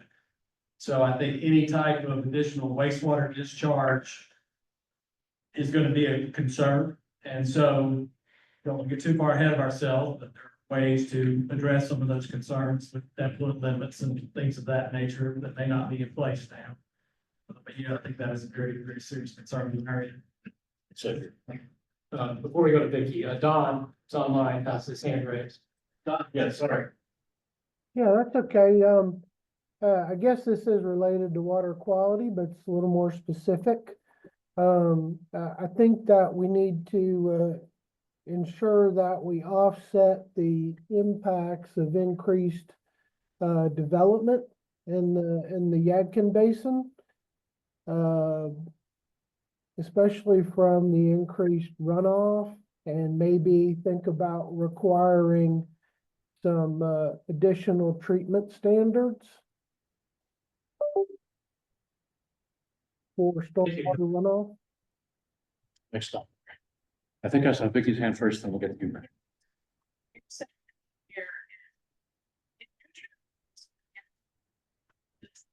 Capacity we stop all the folks. And maybe some responsibility on those folks with regard to non-point source, land protection, planning, zoning, building standards. Like, to what degree can we influence that? Because it goes out as there's only so much you can do. Thank you. Brad, your hand. Yeah, we can go back to the point about this wastewater discharge in the Rocky River. Go back up. I'd like to add below that, lower Catawba River basin, everything below Lake Wiley, Lake Water, has a 50 TMD coming out. So additional wastewater discharge into lower Catawba. Too, you're gonna be, especially if you're increasing footprint on already area that's gonna have a fixed limit. And reducing flow coming down the river. Taking water out and it's not coming back in. So reduce flow and higher loads. But I see your hands. Yeah, I'm same thing. We're concerned about additional wastewater being dumped back into the Catawba that's not created in the Catawba, like users in the Catawba Basin. I mean, wastewater is an issue. So wastewater, regardless of what basin, is a major driver, major concern for these people. If you send water over and you bring the wastewater back, bring the capacity back, bring it nutrients back. That's my point. We can't handle bringing nutrients back. We already got TMDL in. Similar to capacity, its location of discharge, and its nutrient transfer across the line. Or if it doesn't come back, that was my concern. You know, yeah, then you got flow in on the ball. Right. Yeah. What is TMDL? TMDL is a requirement, a total maximum daily load. It is a requirement for reducing the mass load of a given pollutant to a controllable, measurable level. Hard to enforce, hard to do. Joe, I don't know if you want to say anything about TMDL from a regulatory point of view. That's let me put you on the spot. We could be here all afternoon talking about that, but it is a mass load limit. Basins that are prepared for a particular and have these limits that are imposed and established. Groups like this get together and figure out how they meet those limits. Jimmy Bagley has a comment. Jimmy, you want to unmute yourself? Yeah, I know this process is really all about the IBTs, but I know I mentioned earlier in my opening statement that I think we need to be looking at this from a big perspective from both North and South Carolina, almost just look basin by basin, not just individually. My comment would be, I think as we look at the whole picture, it's not just IBTs, it's all the use. I know Vicky touched on a little bit about conservation measures. How do we do it? It's been discussed about drought. How do each of us go into droughts? But I really think a focus, and then again, a part of this is the IBT, but I think the big picture is how are we using all of these resources within a single basin or two basins, and how do we make sure that we're monitoring and managing that so that whether it's nutrient levels, whether it's just the use, bypass around certain reservoirs or bypass around certain subbasins, how do we make sure that we're managing all of that, and IBTs being a focused part of that?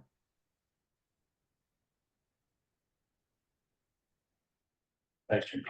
Let's take one more and then let's move on to opportunities. I don't want to put a cap on this, but just for the sake of time. Also, really important to remember the endangered species of carolites they have not recovered, still endangered. I know it's shocking. But that gives watershed, even though there's more protective measures are in place, they have not recovered. In fact, they're continuing to decline.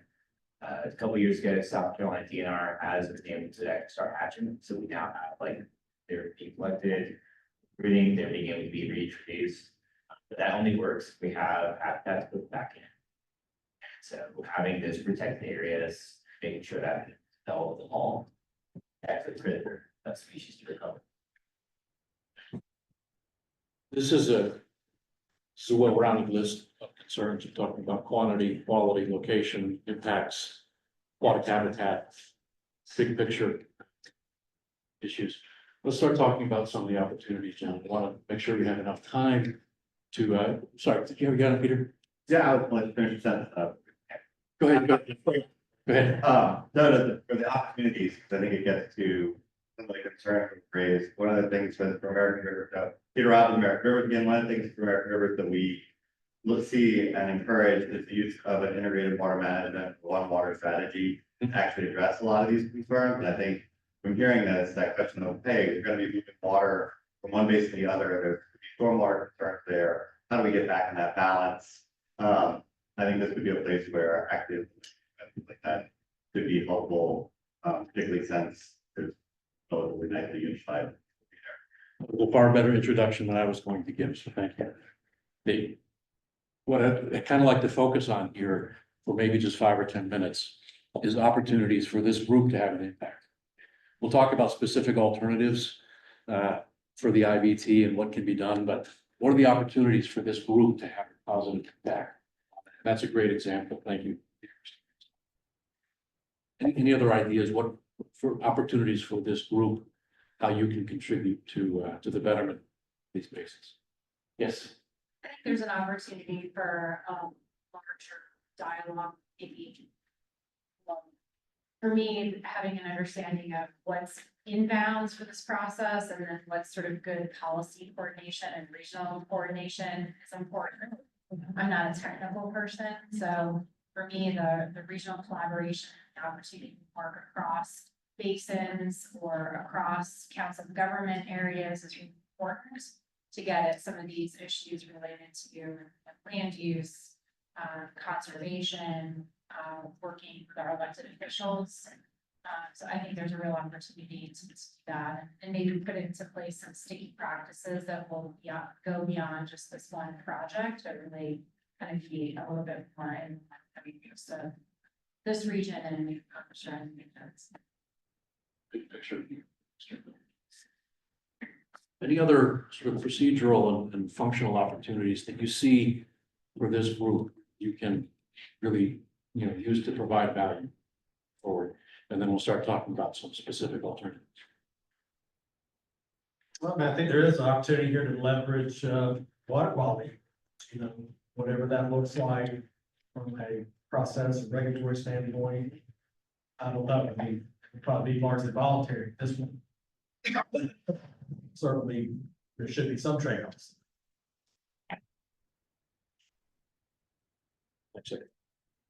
Yeah. I've got a lot over there as well. I'll just say real quick, opportunity to use the state flexible flows standard and see how close we can get to that. Okay. So did you ever end up on charges?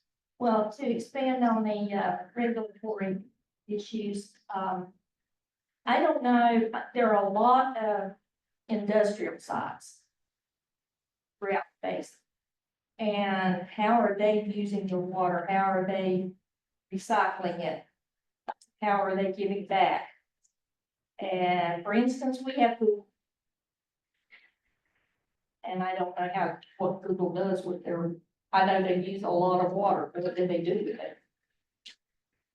The opportunities within the region to use water more wisely, recycle, serve, and understand, make it transparent. Yes. Let's use that as a platform to start talking about specific alternatives. Okay, John will guide you through that process. We're now starting to think about, in the context of these concerns, context of the opportunity this group has to affect some change, to give some good advice. What are some of the specific potential alternatives that you'd like to consider? This is just a brainstorming session. I think one of our goals here is to, over the next meeting or 2 or 3, winnow this list down to those that you all feel have some real potential and analyze those in some detail. 2025. But right now, this is just some brainstorm. So John, I'll let you kind of guide the discussion on here. Sure. Right. Yep. So if you attended any of the public meetings, or if you looked ahead in the slides that were sent out last week, you saw a slide that's coming up here that lists some of the alternatives that have been considered. Put that out of your brain and let's start from scratch. Again, the intent here is to talk about what are the alternatives to doing this IBT? What could also mitigate this IBT? And we don't want to limit the discussion at any point right now. Later on in the process, there's going to be the opportunity to package alternatives together, consider mitigation measures. But for now, I kind of want to get as much as we can out on the table. So here, any and all ideas. And let's start with just supply side ideas. So supply side is, increasing the amount of water that's available. Anything that has to do with the supply of water. We'll talk about demand side next, but first let's hear your ideas for alternatives on the supply side. Who wants to start? We're not judging these at this point. These are brainstorm. No wrong answers. Supply,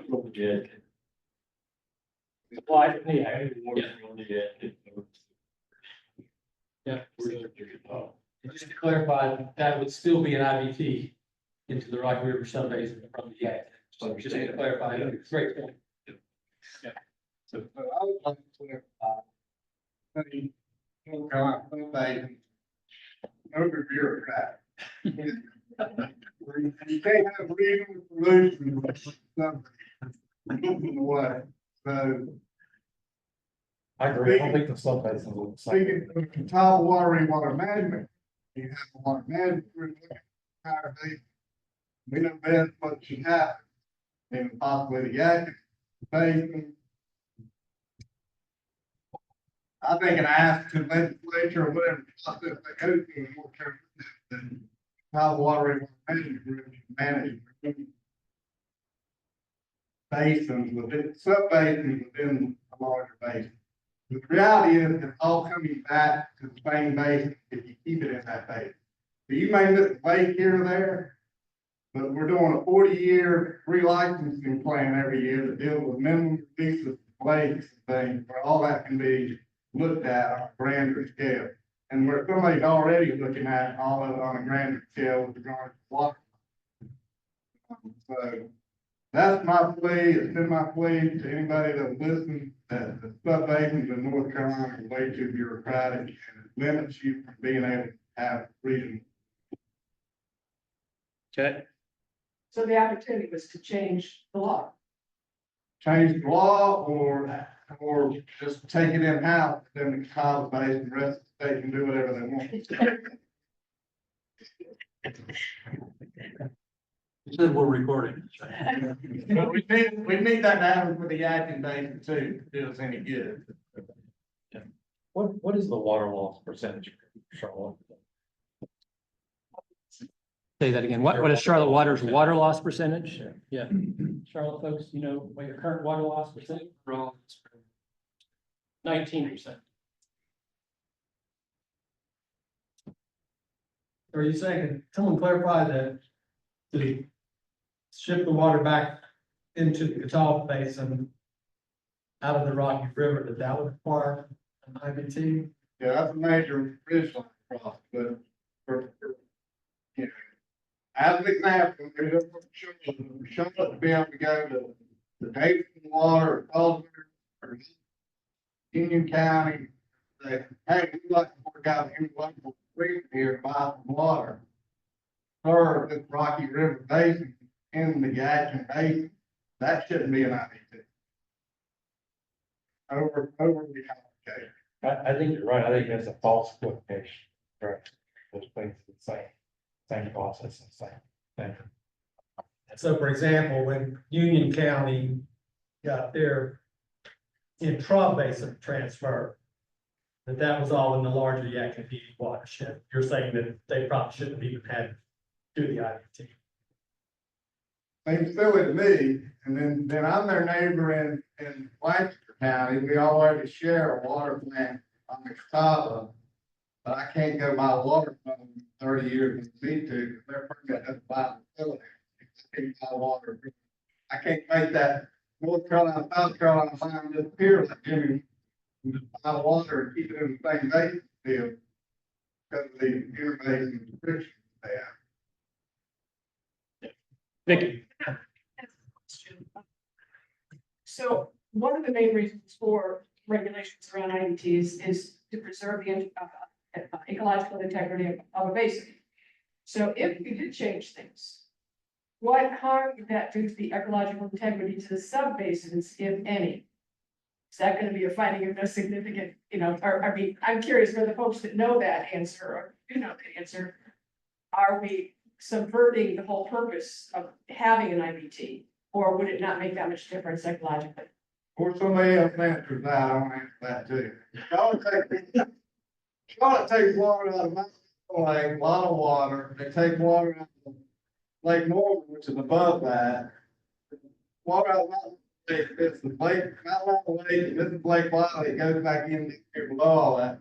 But it's okay, it's all within the basin. Nobody calls that a sub-basin trap. It's too, take it out, it's too late, it comes in down below. Nobody calls that a sub-basin trap. I think to get your question, like it really depends situation, right? If you look at like the Allen facility, where they technically it's an IBT from one part of Lake Wiley to another part of Lake Wiley. Obviously, that one just kind of exists on paper, but it's ridiculous. Doesn't matter. But somewhere like Hickory, where you're pulling out of Lake Hickory, you're discharging into Parks Creek or the Upper South Shore. Those are very different areas. And I would argue that most years, most of the time, we'd probably rather have that water in the South Fork, but maybe not always. And if quality is very bad, it could be a major problem. So I think you want to be on a case by case basis. But we all have rules. We can make that decision on a case by case basis. But I think that is a significant. Because the other thing I'm thinking about, you test what this group can do, is this could also be, we could, corny here, but, be real leaders. Leaders in how organizations can collaborate to deal with these IBT issues. So that we can be innovative, collaborative leaders and, set examples or something like that. I'm always for that. Great, I like your spirits, yeah. One of my concerns, came out of the first meeting was that basically North Carolina EMC will make the decision on that. South Carolina has no say whatsoever in the decision that's made. And that's a heartburn there.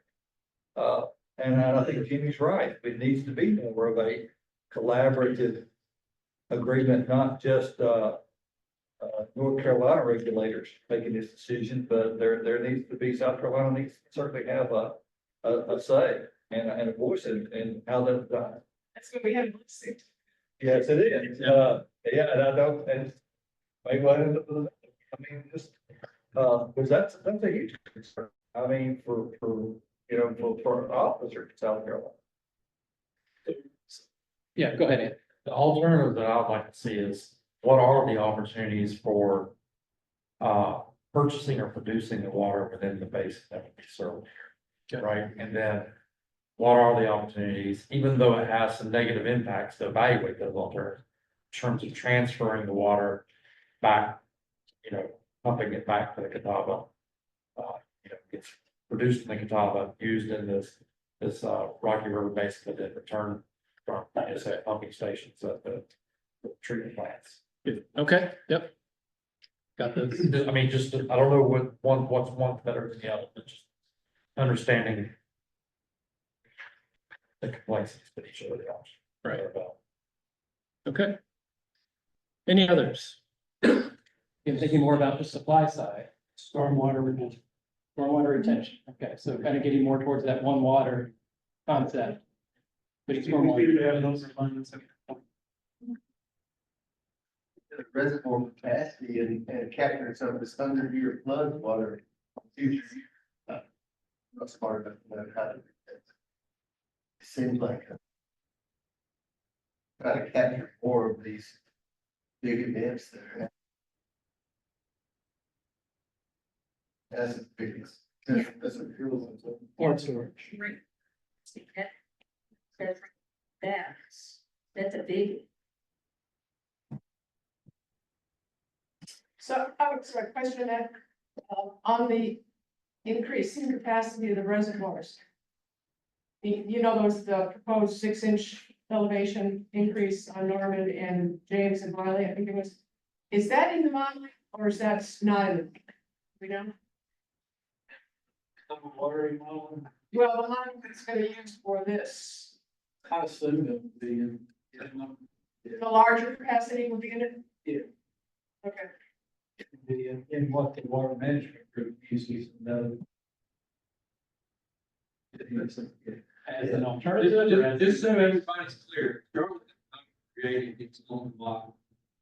So we're using the water use model. Which is kiosks, right? And are we making sure that that's talking to Oasis in South Carolina? And the updated RTI model, those things will be in sync? Two water models for top of the active. The RTI model, it only applies to me. And what about South Carolina Oasis?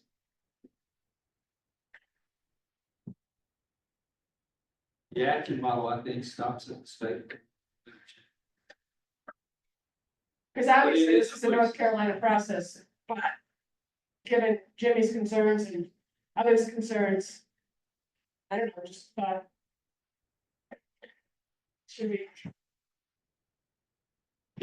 Just to clarify, South Carolina does have their own modeling process. William Smith built those models. In fact, we're starting the first of the Santee River Basin Council meetings this coming Thursday.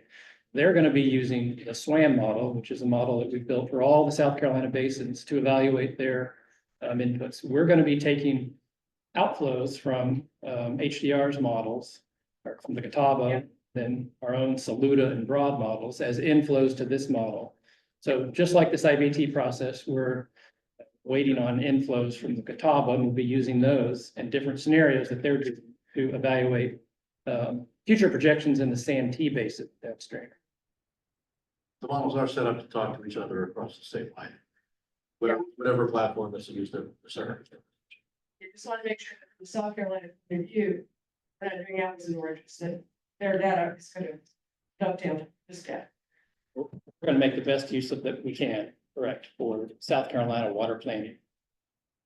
And we've done that already in the PD, where we've taken flows from the North Carolina, Yadkin and lumber areas, brought those into the PD model. And that PD planning process is wrapping up now. Same thing. Go ahead, Brandon. The alternatives that studied kind of mitigation or cap basis, that you're gonna be taking water out of the basin, how much that you would either pay into it, buy credits, try and incentivize some other users somewhere else to offset that. I think there's probably a lot of wasted water system, and we might be able to capture that to its higher best use after flood. Okay. So it was mentioned reservoir capacity, but along, increasing that, but. And it may be really expensive and brings its own sort of challenges environmentally, just not the capacity that we lose with sediment that goes into the reservoirs. Can that be restored through dredging? It may not be very valuable, but it's just. I would agree with it. Yeah. Yeah, it's a tough challenge, very expensive. But I think more and more utilities and others that store water in reservoirs are going to be dealing with that. So I'm not sure what the solution is. Well, building on those last 2 points, there could be a fund set up to do a better job of not just stormwater erosion control, but land protection, forest protection up and down the entire basin. And you can model the savings in water. Yep. So there could be a fund.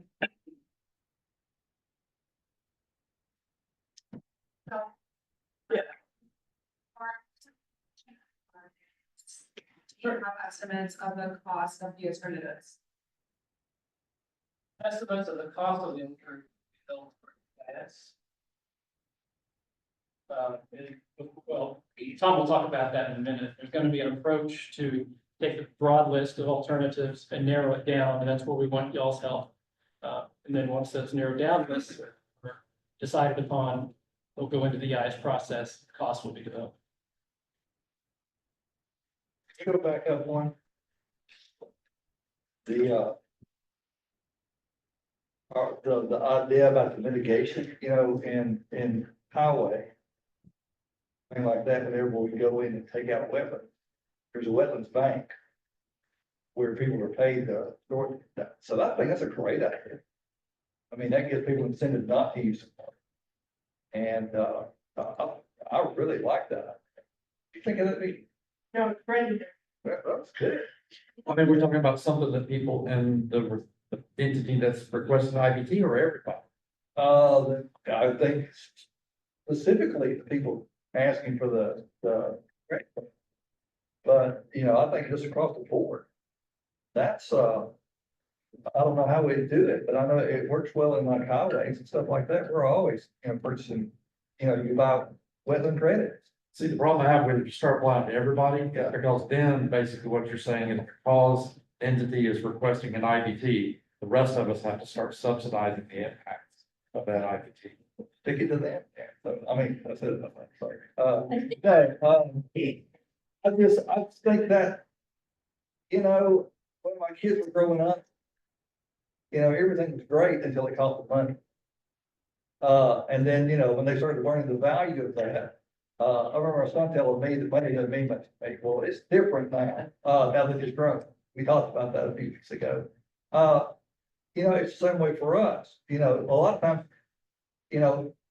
when it's costing you something, you're really gonna say, okay, instead of just saying, hey, we'll just go for an interbasin transfer, think, what else can we do here? Make this work better. And that's a bonus for them, and that could be a bonus for us as well. I think that's a great idea, mitigation. Expand on that. Charlotte Water increases their rates for their customers, but that was a big deal in Colorado. You start charging them more for their usage, they decided not to use as much. And to go along with that, rate structures, a lot of times, water rates are set up that the more you use, the less you pay per gallon. Should be just the opposite.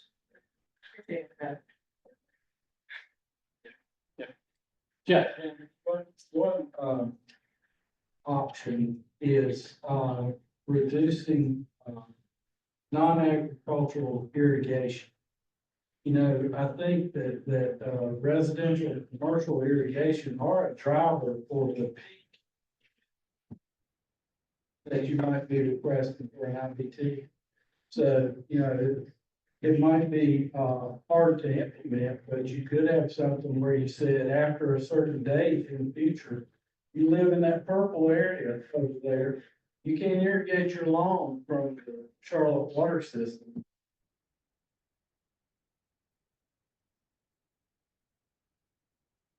You can take drinking water and bring it out. Places like Albuquerque do that all the time. Yeah, good. That's a kind of a demand side. Well, I guess it's a supply side too. So it resource, yeah. Any other ideas? Demand or supply side? Tom Ford has his. Oh, yeah, Tom, online. Thank you. I'm gonna go ahead and tell on myself the auxiliary flow reservoirs or additional capacity there is kind of my thing. I think that's a big out of the box, no doubt, large task to consider. But when you sit back and look at all these suggestions and comments and concerns, I see a lot of great best practices we need to be working on with our communities, which are all great ideas. But at the same time, I'm thinking, we already have a large group of people that do this, and we're already encouraging it. And I just don't know how much more there is to squeeze out of that. Of course, not saying that we shouldn't try and should always continue to push that, but I think we're dealing with a lot of different issues here in the Catawba River Basin. Growth is exponential. The more growth we have, the more flooding and stormwater we have. And one of my biggest concerns is with stormwater. It seems like these days, stormwater in a lot of areas is more about getting the water to the river quicker, which is a huge problem for us. And when and of course, Duke's here to make energy that affects our power bills. So the more water we take out, the less they have. And one of the things I hear here commonly is we know we have a surplus of water we lose in floods. And a lot of the people here on the lake that have been here for years down here at Wateree, we're dealing with increased sediment, increased flooding. We're worried about the droughts, and I'm particularly concerned about Lake Norman. I see how quick they're going down these days. And it seems that we need to come up with a good long-term solution, so that we're not back here in 30 years doing the same thing. I think we really ought to think about using this group to work together and look at some big long-term solutions. We can work together and find something that benefits everyone. And having that additional, flow when we hit times of a low inflow protocol, that water could be available to come back to the system if they can figure out how to manage that, of course. So my biggest concern here is long-term solutions that can stave off future IBT increases or even reduce them. So I hope we can look at some bigger projects here and take a serious consideration at those. And if it works out that we look through it and find out we can't, that's great. But at least we can go back to our people and tell them we tried, and why not? Thank you. Great, thank you, Tom. Yeah, Peter. I don't think it's been said yet, but possible reuse. There's wastewater treatment plants in an area where there's growth.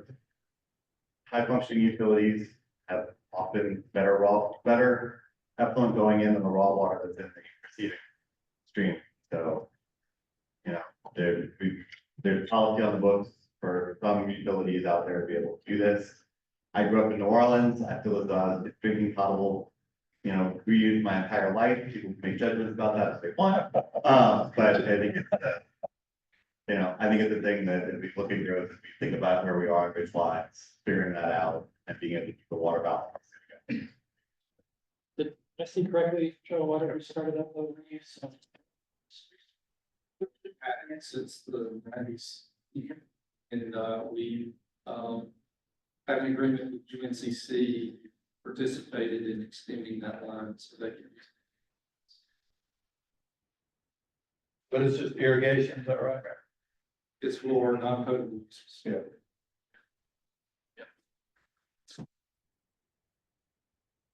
Yeah, Jimmy, go ahead. Come on. Yeah, I was just curious, in talking about drought conditions and low inflow protocols, et cetera, I know it's been mentioned about some of the conservation needs. If IBTs are considered to take this much resource and, if we do get into a severe drought, is there any opportunity to start shutting off some of the IBTs first? Or at least the conservation efforts to make sure that there is no, maybe they ought to meet the conservation needs of the group, but maybe then another 10% or something. Are they going to a little bit first?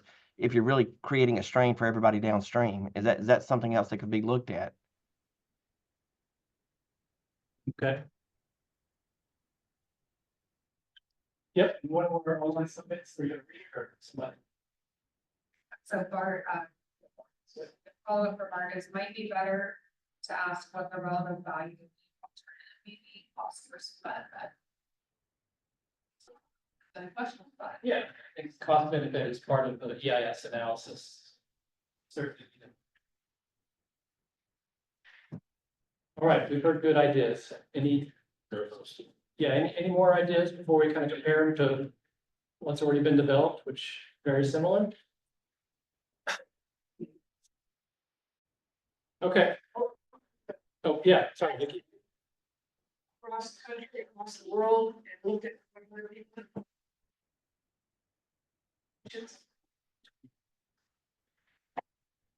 I wouldn't say yet as part of this process, but could be done perhaps.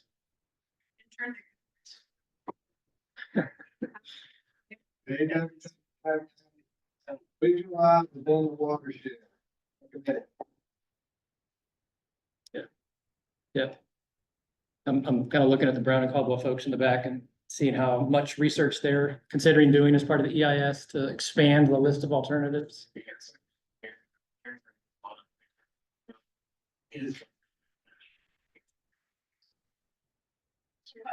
Conservation fund mitigation. I'm not sure that's so. Okay, a lot of the things you mentioned as are practices that all over the country, all over the world. It's a question of finding the right mix of approaches, demand side, supply side for the region that works in the long term. That's what I. All right, great. Good brainstorming session. Let's go to the next slide.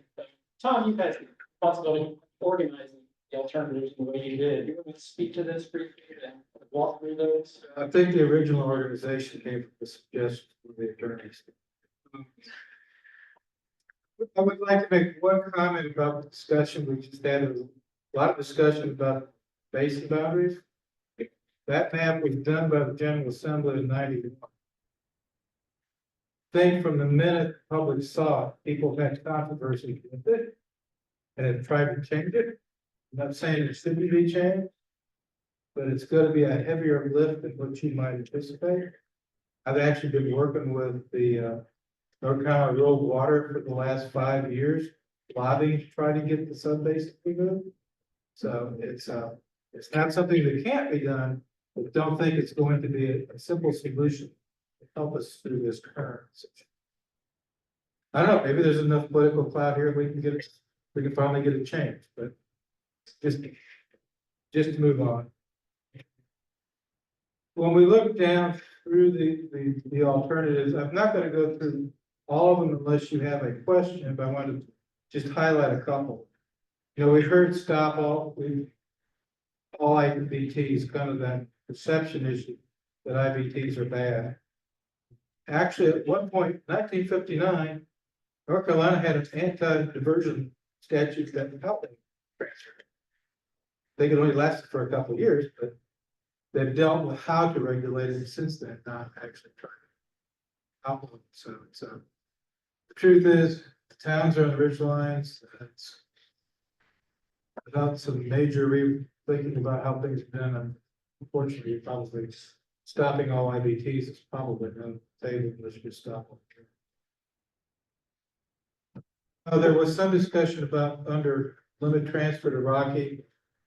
I've had a lot of people comment, why did I put return the wastewater flow back to the Catawba under limit transfer?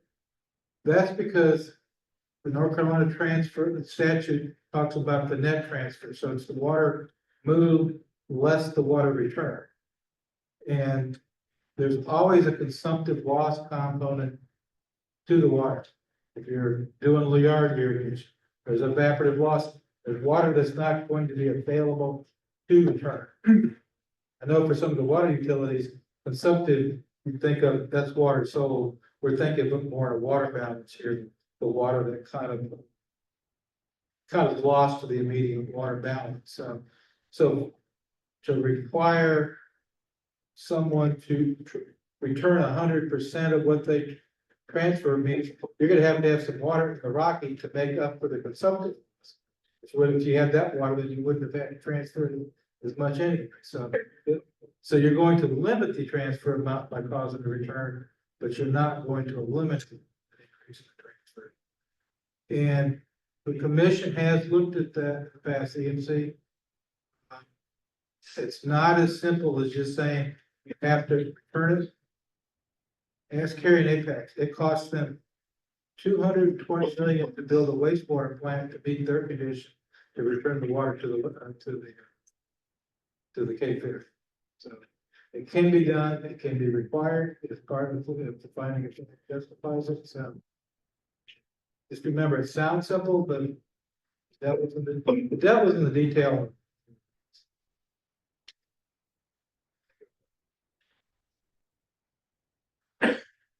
So that's why, because of the way the map's done, Rocky, where there's no good source, if using anything in the ag, that becomes a, by definition, some people call it an intra, but because of the way the basins are defined, it's an interbasin transfer within a major basin. And you still have to, then in Charlotte's case, that would be a modification, going through a whole new transfer process. They can modify their transfer from the Catawba to the Rocky. If they start looking at other basins, then we switch from a modification to an actual process.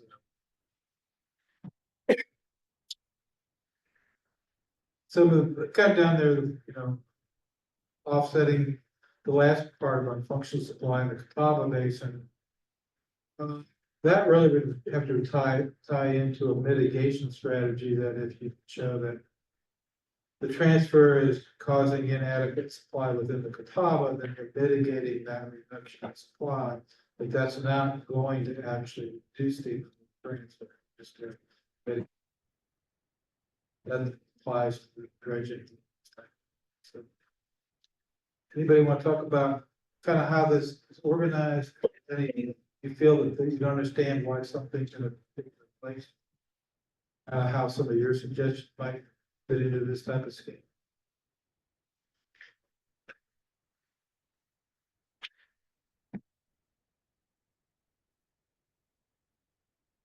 All right. Let's move on.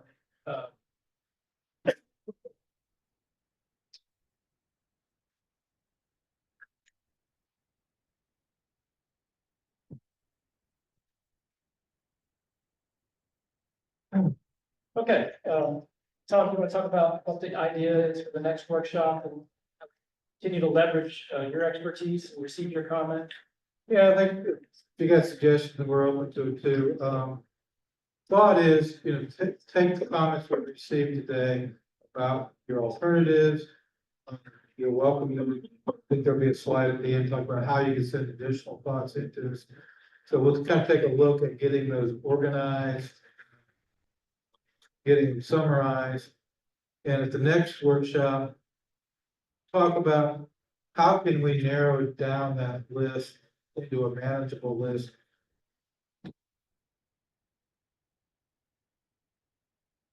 Not everything is practical, actionable, may not even be under the current regulatory framework, may not legally be able to do it, eliminate base, just like that. So that's kind of the framework. We want to make sure that everybody understands how we're kind of grouping these and moving forward with which ones get looked at. And we're not 100% sure whether, especially the Catawba model, they were ready to actually show it directly, and start thinking about when we're ready to model, what kind of model scenarios would you like to run, how would you like that look to be interpreted to help determine, is it an actual impact or not, a significant impact. A lot of that comes in like gray areas. Trying to keep it, so I'm not sure exactly if we've got a time frame for the next one. So, like I said, it's kind of dependent on their results a little bit before we. Thank you. We might want to look at, and we're ready. I'm gonna go off this, is when we get to the point of looking at cost. What are we gonna include as cost? You know, there's a lot of ways of looking at. Yeah. So just to mark that we may want to brainstorm a little bit at some point, not today, but what kinds of costs and to who should be used as we analyze the cost of the alternatives, you know what I mean? I understand completely. There is a little guidance in the statute. Doesn't mean we have to be restricted on this thing. Statute talks about a cost that something that the ratepayer, the utility can reasonably afford, and then comes open to subject to what's reasonable for different size system. So there is a little guidance there, but it doesn't mean that's the final say. I mean, someone else in the basin might say, well, there's a huge cost to me. If I have less water, I can't grow.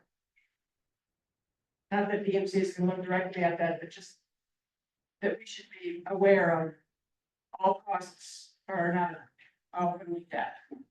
Right, I understand what you're saying. And I think indirectly that example, if another system has their water projections in, that made it available to be in the model, then their growth that they feel they need will be taken account for in the modeling. We can tell whether there's going to be adequate water to meet their needs as well as everybody else's in the basin, not just today, but 50 years now.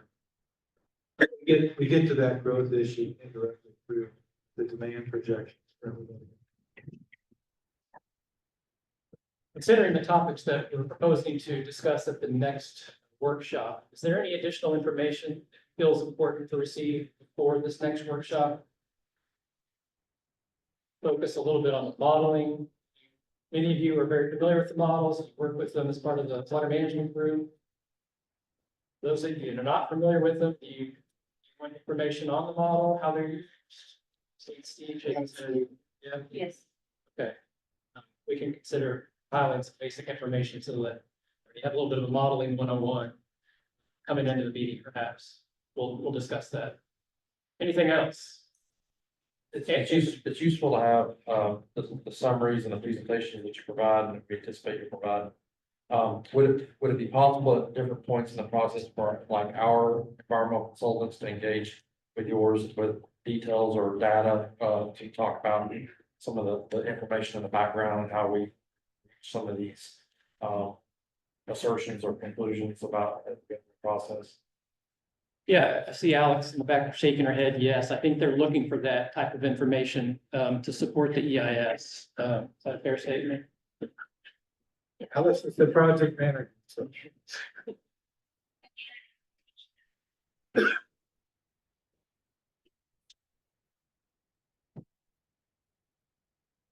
If you have something in particular, reach out to us and we'll start a discussion about that. Yeah, I think what we would like to see is like, as we go through the process, if there's a way to set up, as you develop the data for your EIS. You know, is there a way that can be accessed for our own review as we go through it, would be helpful in us trying to sort out, you know, our thoughts and reactions to everything. Okay, yeah, we'll talk about that amongst the project team, figure out the best approach to get you that. I mean, we are required by the statute to make the model available and it runs available for you. So part of that comes down to timing of what is additional data. It's not an unreasonable request. It's not part of it, at least. Anything else that you need for the next workshop? Again, we're not sure the timing yet. Could be late January, could be February. Later. Eight. From that, the HDR is developing those updated models. They probably won't be able to fully present that water management in April. We didn't want to get in front of that. We could bring that in May. But we would like to have this very basic, there's kind of what models are and what model scenarios are about them beforehand. If we do that in January and then discuss models in May, you're not. We had in another basin, kind of a similar situation. We were trying to form a modeling work group to help review the models, develop the models, and it was a group of folks just like you all. And they all said, I'm not a modeler, I don't understand models, there has to be any use to this process. They have to very simple explanation of what models, you know, analogies to their own personal life. Everybody can relate to, and just use the terms and explain the terms so that your brains don't just turn off.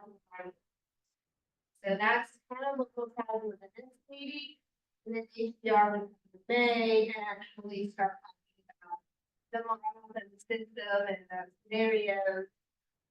And hopefully you'll have basic understanding for this. Alex, correct me if I'm wrong, but one of the things that this group can generate is some request for the kind of information that comes out, scenarios, kinds of output that comes out. And it is really important to understand how they work, be able to make decisions. That's why I get introduced to it first. Think on a little bit what kind of information is most useful to evaluating. I think we'll have that. Before the next workshop, we may, well, back in the next 2 or 3 weeks, perhaps right after the holidays, I may send you all some type of survey just to get your feedback on the workshop. And if you have any ideas between now and then about additional information that you'd like to see, how this workshop was given, whether maybe it should be virtual, like getting together like this, any ideas at all, that'll be the opportunity to let us know. Not related to the IBT process, but more related to these workshops. And your charge. John? Yeah. I'm still struggling a little bit with understanding what is actually being proposed with IBT. I mean, is there a number on the table now as to how many gallons a day would be under this modification? Yeah, so there's not a number on the table as of yet. Alex, do you want to speak to that? The initial number that was shown during the meetings was to get the process started with the notice of intent. So part of the job of the environmental impact statement is to provide information and change that number. Look at some of each of these alternatives they have. And so that's where all this work comes in the next couple of years. That number was 34 million. Yeah. On top of 33. So I don't know, John, maybe just a little more background information on IBT statutory requirements. I mean, I know they're probably in there somewhere in the documents, but what is being proposed to might help. It's got to help us get a better understanding of the process. Okay. And some of these concerns have been raised about how North Carolina does it, right? There's some pretty high level information together in, primer document that's on their IBT rates. Yes. Yeah. But it sounds like you're looking for even a little more detail perhaps. Yeah. Yes.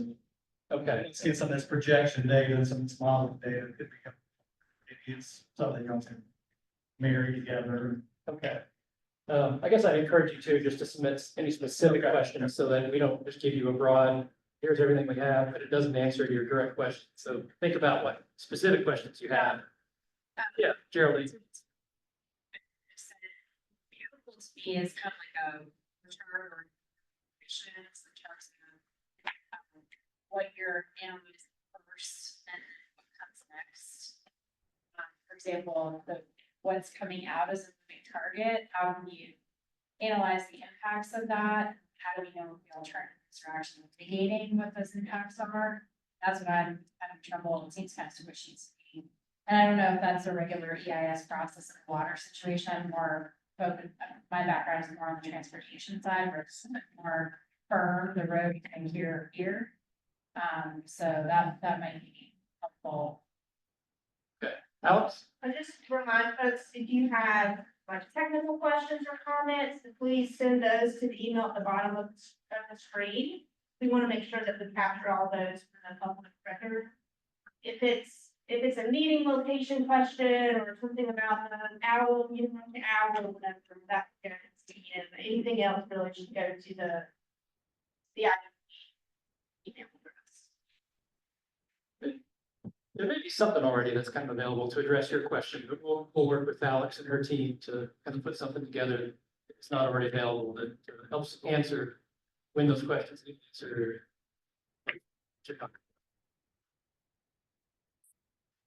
Any other questions before we wrap up?